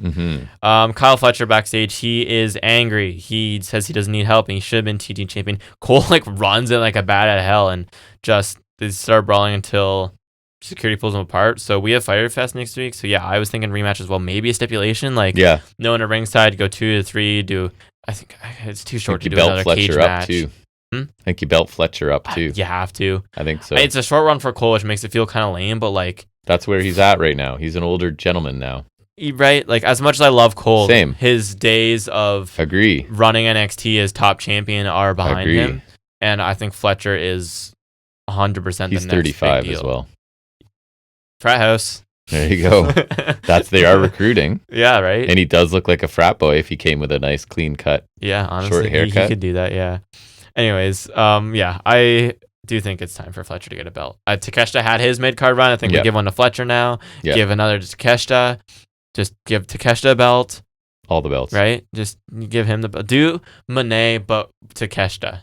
Yeah. But not the character, just the belt part of the character. Yeah. Just do that. Load him up. Anyway, speak of the devil, Monet is out now. She stands here as the greatest winner of the Owen Hart Cup. Legends like Owen and her idol Eddie Guerrero don't compare to her. That's why she's the CEO. Here's Tony Storm because, life is good. Monet says her and Tony finally meet. Fans are sick of the black and white and they want a champion full of color. Probably the rightest thing she's ever said. Because I am sick of the black and white. For you, yes, for sure. And me, not to the degree you are, but you know what I mean, though. It is probably the rightest thing she's ever said. She's saying it as a heel line, though, and we're like, yeah. Yeah, I am. We're supposed to hate her for saying it. I'm supposed to be like, no, I love. She's timeless. Right. I'm like, yeah, no, yeah. She is too pretty to be protected at all costs. She's amazing. Storm talks about when Monet debuted. She won titles and she's made history since then. But they get to cross paths and what took her so long. Monet says it's not about Storm, it's about her legacy. She's the Beyonce woman's wrestling. Right, she did. Yeah, quote, she's unquote. The blueprint, revolution, yada yada. Best thing, whatever stuff. Storm says Monet's never met anyone like her. Monet says Storm is different than who she met a decade ago, but she's also different. She's not a boss anymore. She's a CEO. Which I quickly went, that's the same thing, basically, but cool. But I think obviously the point is I'm in AEW, I'm in my supreme form or whatever. Sure. Yeah. Monet talks about wrestling everywhere and she'll bring home All In. They'll have the greatest women's match ever. Which, famous last words. And you were saying that's not gonna happen. I said, stop saying that. Like, you can't set that bar to that level. Like, if Ospreay and Hangman said that, one, I'd believe them more. Two, that's they're too smart to say that, though. Yeah, they are. And if they are gonna say that, they would say something in that vein, but not like literally. Outright that. Like, they'd say like it's gonna be something. You know what I mean? But I mean, here's the thing: is WWE once said that Orton and Edge were gonna have the greatest wrestling match ever, and they were right, as everyone knows. That's my favorite match ever. It's not any other. There's no other match I say about. It's Never. That match. That one's like a 6,000 star match. Infinite star match. That is an infinite star match. So yeah, I don't know. But yeah, anyways, that's a funny line. Where was I? There I am. Storm says they both had similar paths and they've become who they're meant to be in AEW. The difference is Monet wants all the titles and Storm needs only one, which I did kind of like that line. Yeah, that's fair. She's lived, cried, and bled and died for this. Rhyming is fun. Then we get into Storm, what I don't like, where she says, if you want to ride the money train through the Tony Tunnel, she hopes you can get deep enough. I was like, just, okay. Okay. And you're supposed to be the immature one that, like, that's just targeted at your age group. Like, oh, she's saying sexual stuff. Ha ha ha. But it's like, it feels like the most painfully unfunny way to say it, though. It's just like, because it is double entendres, but it's like, I feel like you're trying too hard to be funny. And it's like, it's also because she's done it a million times. Mm-hmm. Like, I just can't. And Storm says the little girl will watch them all and say, these bitches are crazy. Storm says Monet might be the greatest of all time, but she's timeless. So, and they're like, see you at All In. So, before we talk about the segment, I was saying this to you. I don't know why, but it didn't dawn on me until Monet made her entrance that this could very well be a feud that I, myself, especially, but we really don't like. Yeah. It just, I don't know why it didn't occur to me until now, because I was like, me more so, but like we don't like Storm's character, as has well been documented, because it's ridiculous. It sticks out like a sore thumb and it makes the regular people she faces look stupid. But now you're doing that opposite Monet, who recycles the same regurgitated phrases on a weekly basis while talking like she's auditioning for Toxic Attraction 3 years too late. Mm-hmm. Storm's character isn't even remotely close to a real person, and Monet also doesn't talk like one. So with weeks to go till All In, it should be interesting, because like that's. Meanwhile, you have on the other end of the show 3 of the most realist and complex characters in AEW, and Moxley, who at least has like a real gripe to, like, he still feels like a normal person. Yep. Like, then you have a walking caricature and a Mercedes Monet, whatever she is. Like, you have a not real person and one who can't talk like one. So it's funny. It concerns me. Because your rant is perfect, and all I say to summarize, because I felt the same, is my lines are, one of these women is intentionally not a real person, Storm, and the other one is unintentionally not a real person, so I struggle to connect in either way, right? That's also a good way to put it. The other thing I said here is comparing this to Paige Ospreay last week is like comparing a high school play to an Academy Award level film, right? And it's not, the content of this interaction is totally fine. It's a little more threadbare than the but it's fine. But it's still not outright horrible. It's the delivery that kills me, right? It's the Storm double entendres. It's the Monet shtick and delivery. I also think that AEW is trying so hard to justify all the money they spent on Monet, and to me, the exposure she like gets Saraya versus my interest in her does not line up. It's like a little bit better than Saraya, because I do actually have an interest in Monet's matches, and sometimes the delivery is not as bad. But, like, generally speaking, it feels like a bit of a Saraya bit. So they want her to be, like, a transcendent talent, and I think she's, like, a very good top of the card. Or, like, that company person that Ospreay is. Until she figures out, and maybe she'll go babyface and be more comfortable or something, but the character work is not there for me. I agree. Yeah, it was fine. It was about what I expect from these two. The premise was fairly basic compared to the opening stuff. And because, like, but it's just, like, they're both big stars. They've had similar journeys to get here. They're yet to cross paths. That's nice and all, but I feel like you need some heat to juice this. Yes. Right? Like I said earlier, Hangman got the feud rolling more than the women did here, or the woman did. That's right.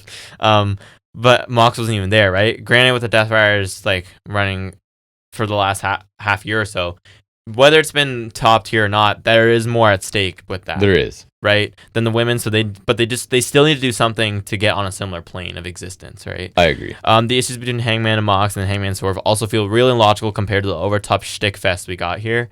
It's just not on par. The match can very easily deliver, and that's not my concern here, because I think regardless of how much I like the character or not, Storm does deliver good matches. Yep. And exactly the same for Monet. Like, Storm had great matches with Mariah May. Monet had great matches with Statlander. Yep. Right? So the matches can deliver. It's just the builds don't tend to always be there. I agree. Like, they both had good matches, Double or Nothing. And if there's a direct comparison, unfortunately, right now, and it's paling, right? Yeah. Overall, the show, I think, was very good. The opening segment alone is enough to make me like the show. And then match-wise, right? Like, I enjoyed... I mean, the Ops is a waste of time, obviously. Bane Ford thing was fine. I liked Cole Fletcher and I liked Alexander King back-to-back, so that was kind of cool. I'm going to say this was, I think, a solid B show. I agree. I think it was good. Pulled up by the opening segment. It's a little above average, but not enough to, like, go up more. I agree. Good show. Okay, let's move on. We'll quickly get into a little bit of trivia here. We call it Off the Top of His Head.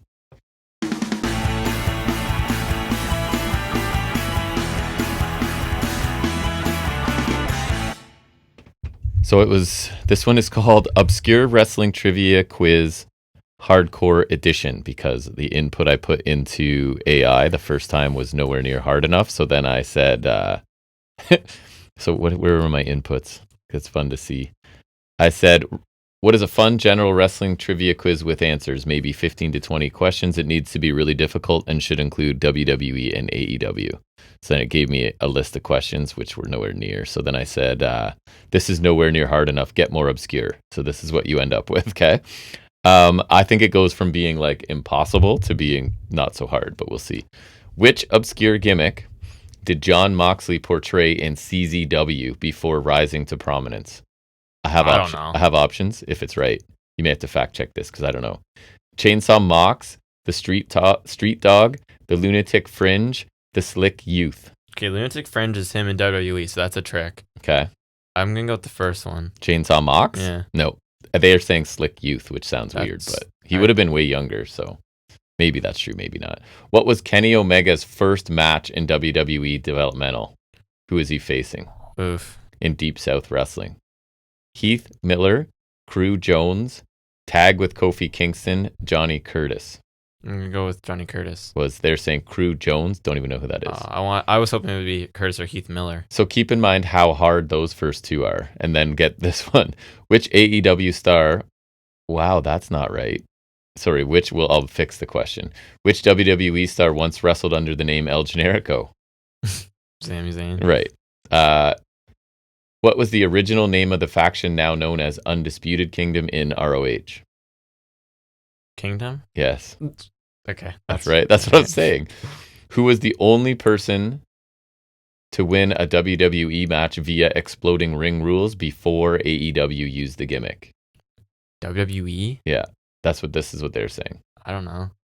You want options? Sure. Mick Foley, Cactus Jack versus Terry Funk FMW crossover, Terry Funk Vader. The first one, I guess? I don't... The one with all the details. They're saying Cactus Jack. Okay. I was like, there's no way WWE would ever do that. Which New Japan wrestling star wrestled as Kamatachi in Ring of Honor? Is this true? Kamatachi? So Ring of Honor's old, so you're already got to start at an old wrestler. He's actually somewhat timely right now in terms of... Suzuki? No. Okay, I thought we mentioned him. Takahashi, Sho, Rocky Romero, Yo. Sorry, he's not that relevant right now. I misread the last name. Takahashi? Yeah. Okay, because Tanahashi. Yes, right? exactly. Yeah, okay. Who was the final ECW champion, WWE version? Oh, Ezekiel Jackson. I was going to say this one is correct. Big Rick, right? Yeah, that's right. What was the original name for AEW's Casino Battle Royal? Oh, I thought it was... it's Over the Budget? No. Because they did that all in, right? Maybe this is wrong. So options. I think it was the Casino Battle Royal. The Poker Brawl, Double or Nothing Battle Royal, Jackpot Royal, Vegas Wildcard Match. Double or Nothing one? Because I swear they called it Casino at the first one. So they're probably wrong then. Which wrestler once went by the name Dashing before abduct? Okay. Cody. Yeah. In NXT UK, this is a reasonable question. Which wrestler had a 600-plus day reign as Heritage Cup champion? It has to be Dar. They're saying no. He's on the list. Who else would it be? Dar, Kidd, Bate, Andrews. A-Kid? They're saying Tyler Bate. There's no way he held it that long. 600 days? 600 plus, yeah. That can't possibly be true. I know. There's a bunch of these I need you to fact check, including the next one. Which female AEW wrestler originally worked as a stunt double for Lucha Underground? Oh, It's a woman. Or Tyler it did say Bate. female. Tyler Bate says recognized days 160. Okay, so that's crazy. Even? Female AEW wrestler stunt double For for Lucha Underground. Do you want options? Sure. Ruby Soho, Thunder Rosa, Chris Statlander, Sky Blue. I don't think it's Thunder Rosa because she was actually in it. Correct. Right? Sky Blue's way too young. I'm going with Soho. They're saying Stat I don't even know. was a stunt double. Which AEW match type is inspired by Josh Barnett's Bloodsport? Are there any? Fight Pit, Lights No, Out, what? Lights Out, Lions Den, Parking Lot Brawl. None of those. They're saying Lights Out. No. I don't think so either. Because there's ropes and there's pinfalls and whatever. Fight Pit, sure, but that's NXT. I know. Underground, yeah, but again, And NXT, Lions Den predates it. Lions Den predates Bloodsport, so if anything, it's the other way around. Which WWE pay-per-view was the first to feature a Punjabi prison match? Great American Bash 07? They're saying 06, but I almost trust you more at this 06. point. Honestly, it could be either. I might have gotten Check the it. year wrong. Great American Bash. Who managed Miro in his first AEW appearances? Vicky Guerrero? No. Your boy. They're saying. I don't know if managed is the right term, but he was Over with at him. Kip Sabian. Yeah. Yeah, okay. Why I think Vicky was thinking Andrade. No, it was 06, yeah, because it was a right. big show because it was supposed to be Kali, but then he was out. Who is the only wrestler to have held WWE, IWGP, and AEW world titles? Mox. Yes, that is correct. 16. Which current WWE star was trained at Harley Race's wrestling school? That's a good one. Gable, Ciampa, Ricochet, Otis. Ciampa. Yep. Which AEW team originally wrestled in PWG's Monster Mafia? I don't know. This is so obviously flawed. Top Flight, Lucha Brothers, Undisputed Kingdom, or Butcher and Blade? Butcher and Blade. They're saying Undisputed Kingdom, but they're also calling them Undisputed Kingdom / The North. The North? So this is botched badly. Who is the first person to pin Walter in WWE? Dragunov. Yes, so it's like some right, some question. This one I know is phrased poorly, so I'll read it as is. Which former Impact champion also competed in NXT as Gunner, but he didn't? But anyways, Young Knight. Okay, but he competed in TNA as Gunner, right? You're right. Riker. Correct. Yeah, okay. See, I know that. Oddly, I knew what it meant, but like, that's literally opposite. And did he hold belts in TNA? I don't actually know. He did. I think Okay. he was champion for a cup of coffee. World champion? I think maybe. No, he wasn't. He maybe Jackson was. Riker. No, he wasn't. Gunner? He might have been. No way. What match earned the first ever 5-star rating in AEW history as per Meltzer? Was it the Rhodes match? No, not according to this. What are the options? Cody Dustin, Kenny Jericho, So not Cody Dustin then. Bucks Omega Page, Moxley Omega. It has One. to be Bucks Omega Page, is. right? Yeah. All right, good job. Kind of a suspect trivia this week, but what are you A going to little do? I was bit. in a hurry. All right, I'm going to quickly fly through a couple of WWE programming from this week, really try and speed run it so I can get out of here, maybe play some pickleball. It's Highspots and Restholds.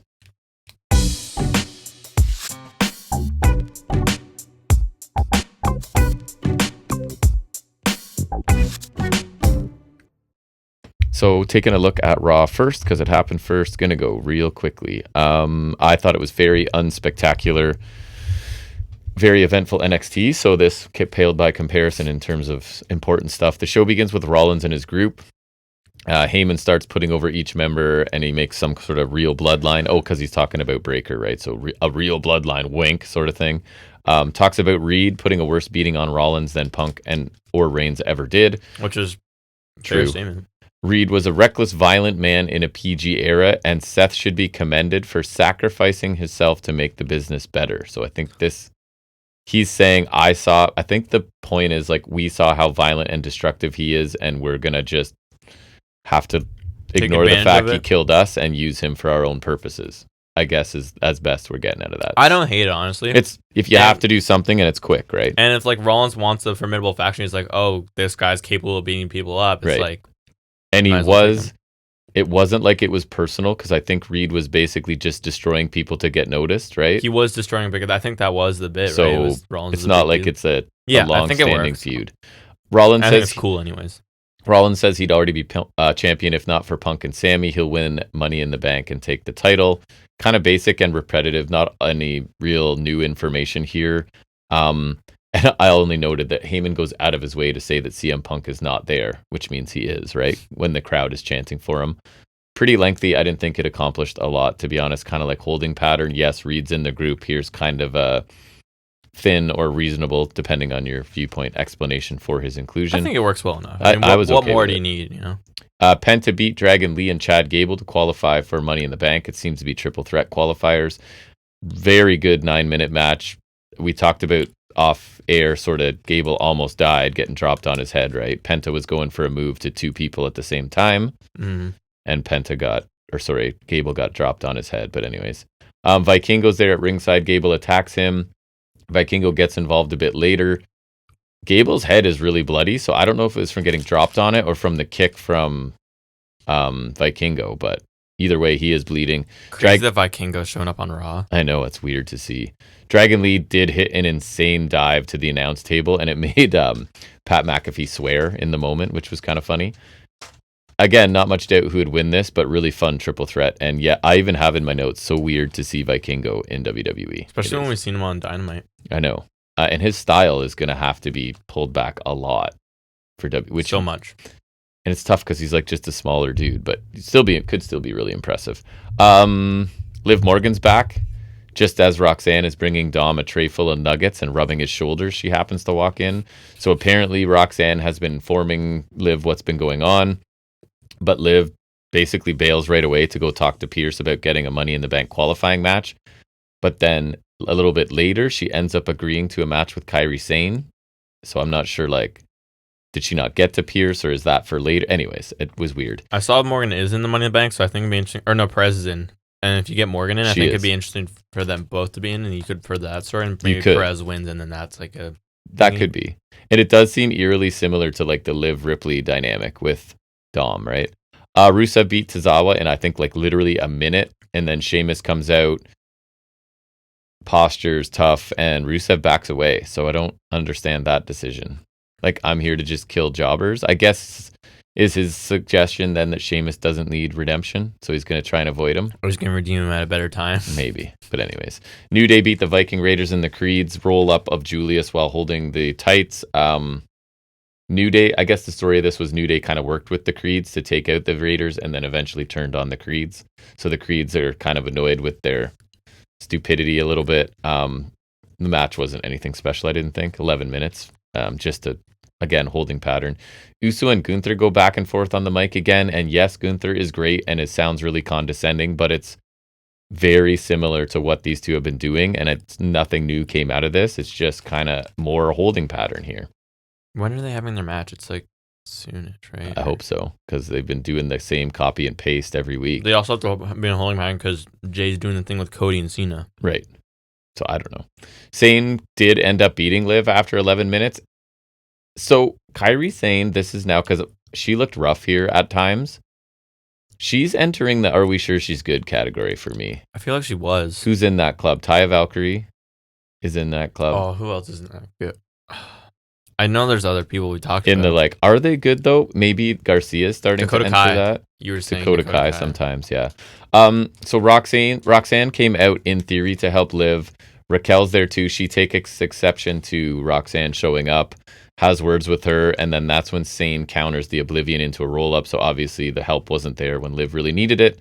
And I thought Roxanne's facial expressions after were really great. Later in the show, Liv actually blames Raquel because she has more experiences than the veteran and she should have known better. And then you can just see that Balor is loving the chaos within this group that hasn't been treating. I saw his face. Because they haven't been treating him well lately. So he's smart enough to see that and be like, haha, you guys are having trouble. I did see his facial reactions, yeah. Yeah. Lyra's in the ring. She speaks. Becky Lynch interrupts. They're going to, again, it feels like very much similar stuff to what we've been doing. They'll have a match at Money in the Bank. If Lyra, so this seems kind of dumb to me. The match is already made, right? Like it's happening. Yeah. So Lynch comes out and goes, how about we add a stipulation, even though I already have the match. It feels like something you'd say to get the match, right? If I win, if Lynch loses, she can never challenge Lyra again. So it's like, why would you add that? Why would you? And then guess what the part is for Lynch? If Lynch wins, what? To make what sounds equal to that? If you had to book it, and so Lyra doesn't get another shot? No. Lyra has to raise Lynch's hand. Oh, okay. That's not. So first of all, why is Becky Lynch adding a stipulation that is detrimental to her in a match that's already made? The one where she gains little to nothing. And all the babyface has to do if she loses is raise your hand. Because Lynch was like, I raised your hand isn't when there you beat matches me. Where sometimes it's like, oh, you have to show me respect after the match, and then you know how many times people don't do that? But that's to make the heel do it too. Yeah, that's true. Because they hate everything. Anyways, that's fine, I guess. Cross and Zayn, brief interaction backstage. Cross is kind of critical of Zayn, saying, like, you should have taken the deal to go to SmackDown and get a title shot, dummy. Like, and Zayn is basically, I'll deal with you later. Already main event. It's Zayn versus Rollins versus Balor for Money in the Bank. And again, it's like, this is Balor, right? Put him in this match. There's zero chance he's winning. The fall. Be a good hand and take the fall. It was a good triple threat. Rollins wins with a stomp to Balor on a chair. Dom introduces the chair to seemingly help Balor. Zayn got a really good near fall with the haluva kick to Rollins, but Breaker shows up, pulls Zayn out. Was that the fall where like Rollins or Balor misses something? He hits the stomp to Balor and then haluva kick right away? Because I've seen that sequence going around. It was really clean. It was. Jay shows up to help, super kicks Breaker and Reed, but Braun eventually spears Jay, and Reed splashes Zayn against the ring post. This leads directly to the finish with Rollins winning. 18-minute match. No surprise. Although Money in the Bank's supposed to be for like up and comers or people who haven't. Not necessarily. I also would say that I lean towards that way for the Rumble usually, but that doesn't stop them from doing that sometimes. Honestly, I think lying about you get a main event at Mania. That's true. Opener. Neither of them got it this year. I think Rollins winning Money in the Bank makes sense, and honestly, I could see him doing that, and then like you do a cash in on Jay, kind of protect Jay, even though I don't. And think Heyman carrying the case around for him makes a lot of sense, right? You can see it. Punk's music hits. Braun and Reed are stupid. But he's not here. So they head up the aisle instead of standing near Rollins to protect him like a smart person might do, right? So why don't we stick close to him, and then wherever he comes from, we're good. He's definitely going to come like down the entranceway like he always Of course. Does. Punk from behind hits a GTS to Rollins, escapes through the crowd because he's a tough guy, right? The babyface attacks from behind and then escapes. So anyways, that happened. NXT, much more eventful. Saints and Paige in the opener. Lots of brawling early to show how much they hate each other, and actually effectively, right? It looked like it was just breaking down because they're personally dislike each other. Then you get a nasty twisted grin on a chair. The chair's like upside down but open, so the legs are sticking up. Like Claudia did to Hook, right? And it looks like Starks takes one of the legs in the throat and he's foaming at the mouth. It looks great, and then Paige keeps attacking that throat, and then back in the ring, 13 minutes in, a twisted grin, and Paige wins. So I thought this was better than the match they've had previously. The intensity was better and believable. And I think, like we said, Starks is out, right? So this was a quick. Yeah. I mean, I think, wasn't it they only sent him to NXT because they couldn't factor him into main roster plans? So I guess like now it's like post-Mania season they can put him in. I felt like this was more violent than some of the cage matches we get. Just even that one move looked devastating.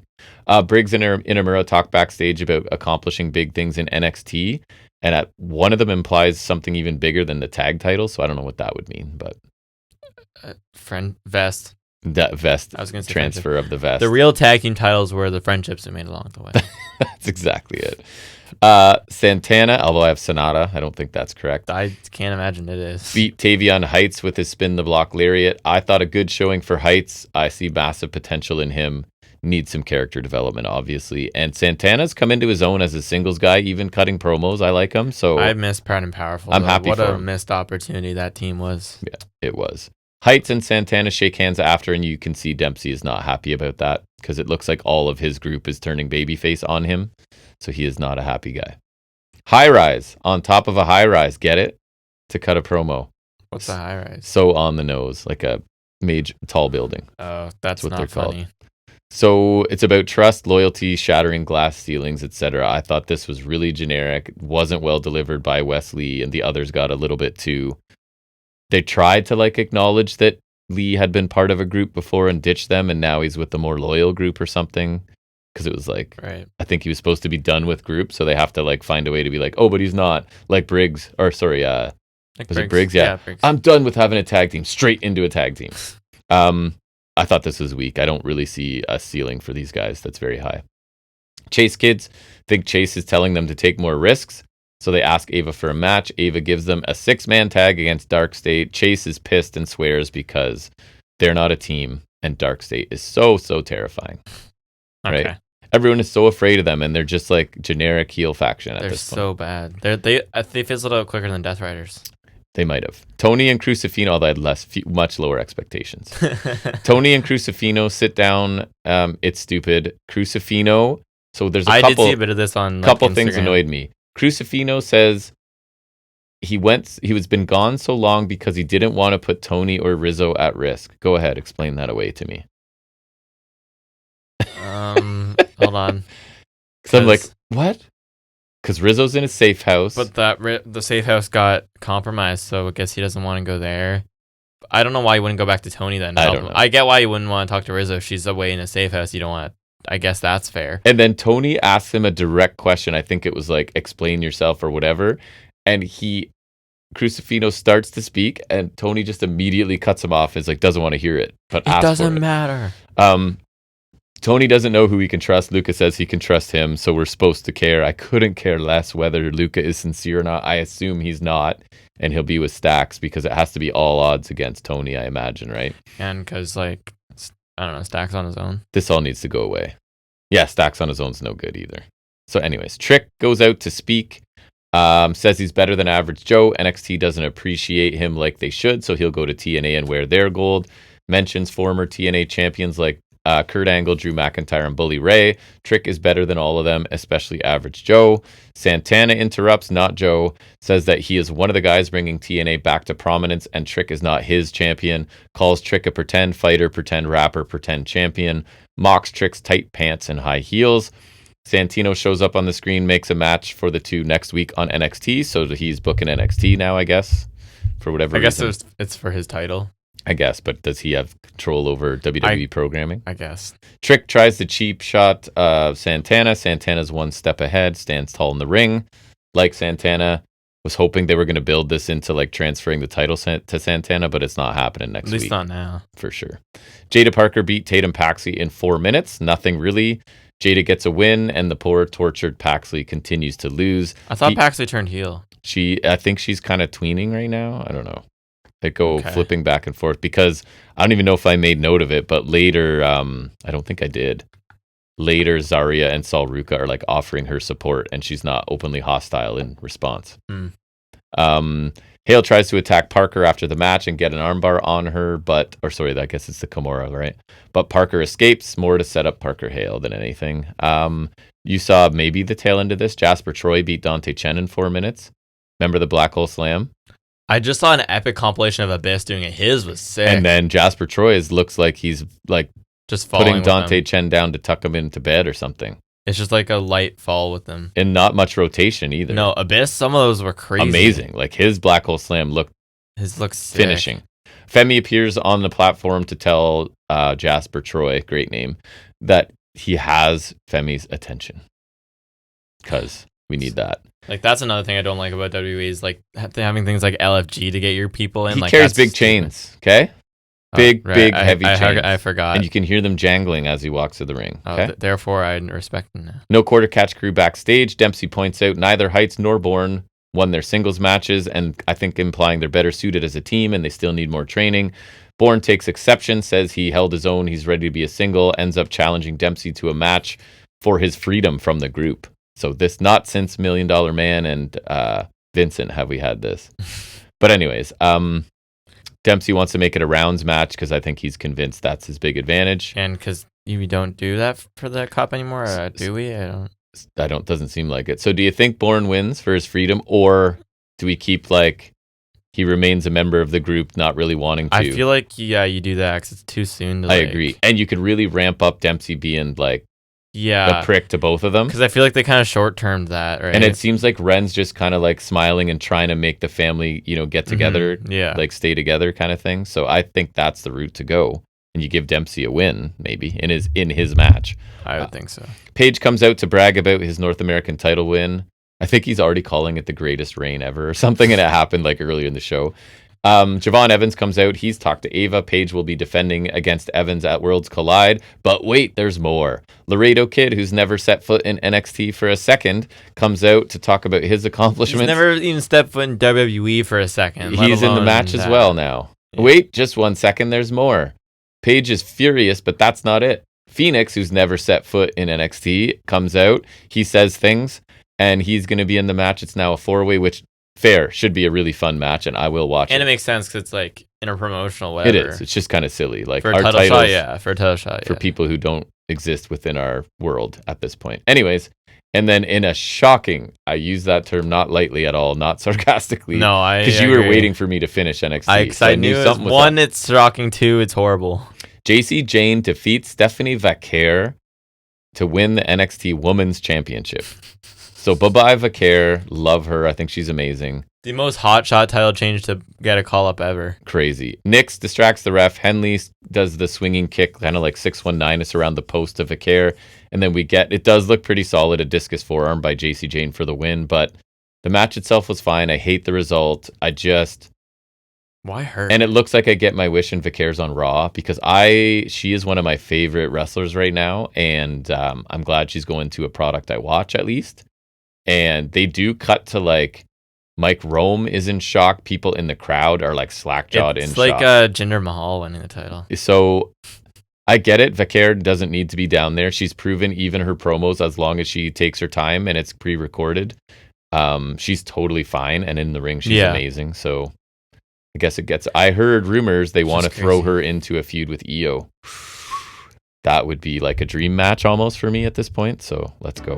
But anyways, that's that. And I think we need to get out of here. Yeah, I believe so. All right. That's a very, very lengthy episode of 254 coming in at 2 hours and 40 minutes.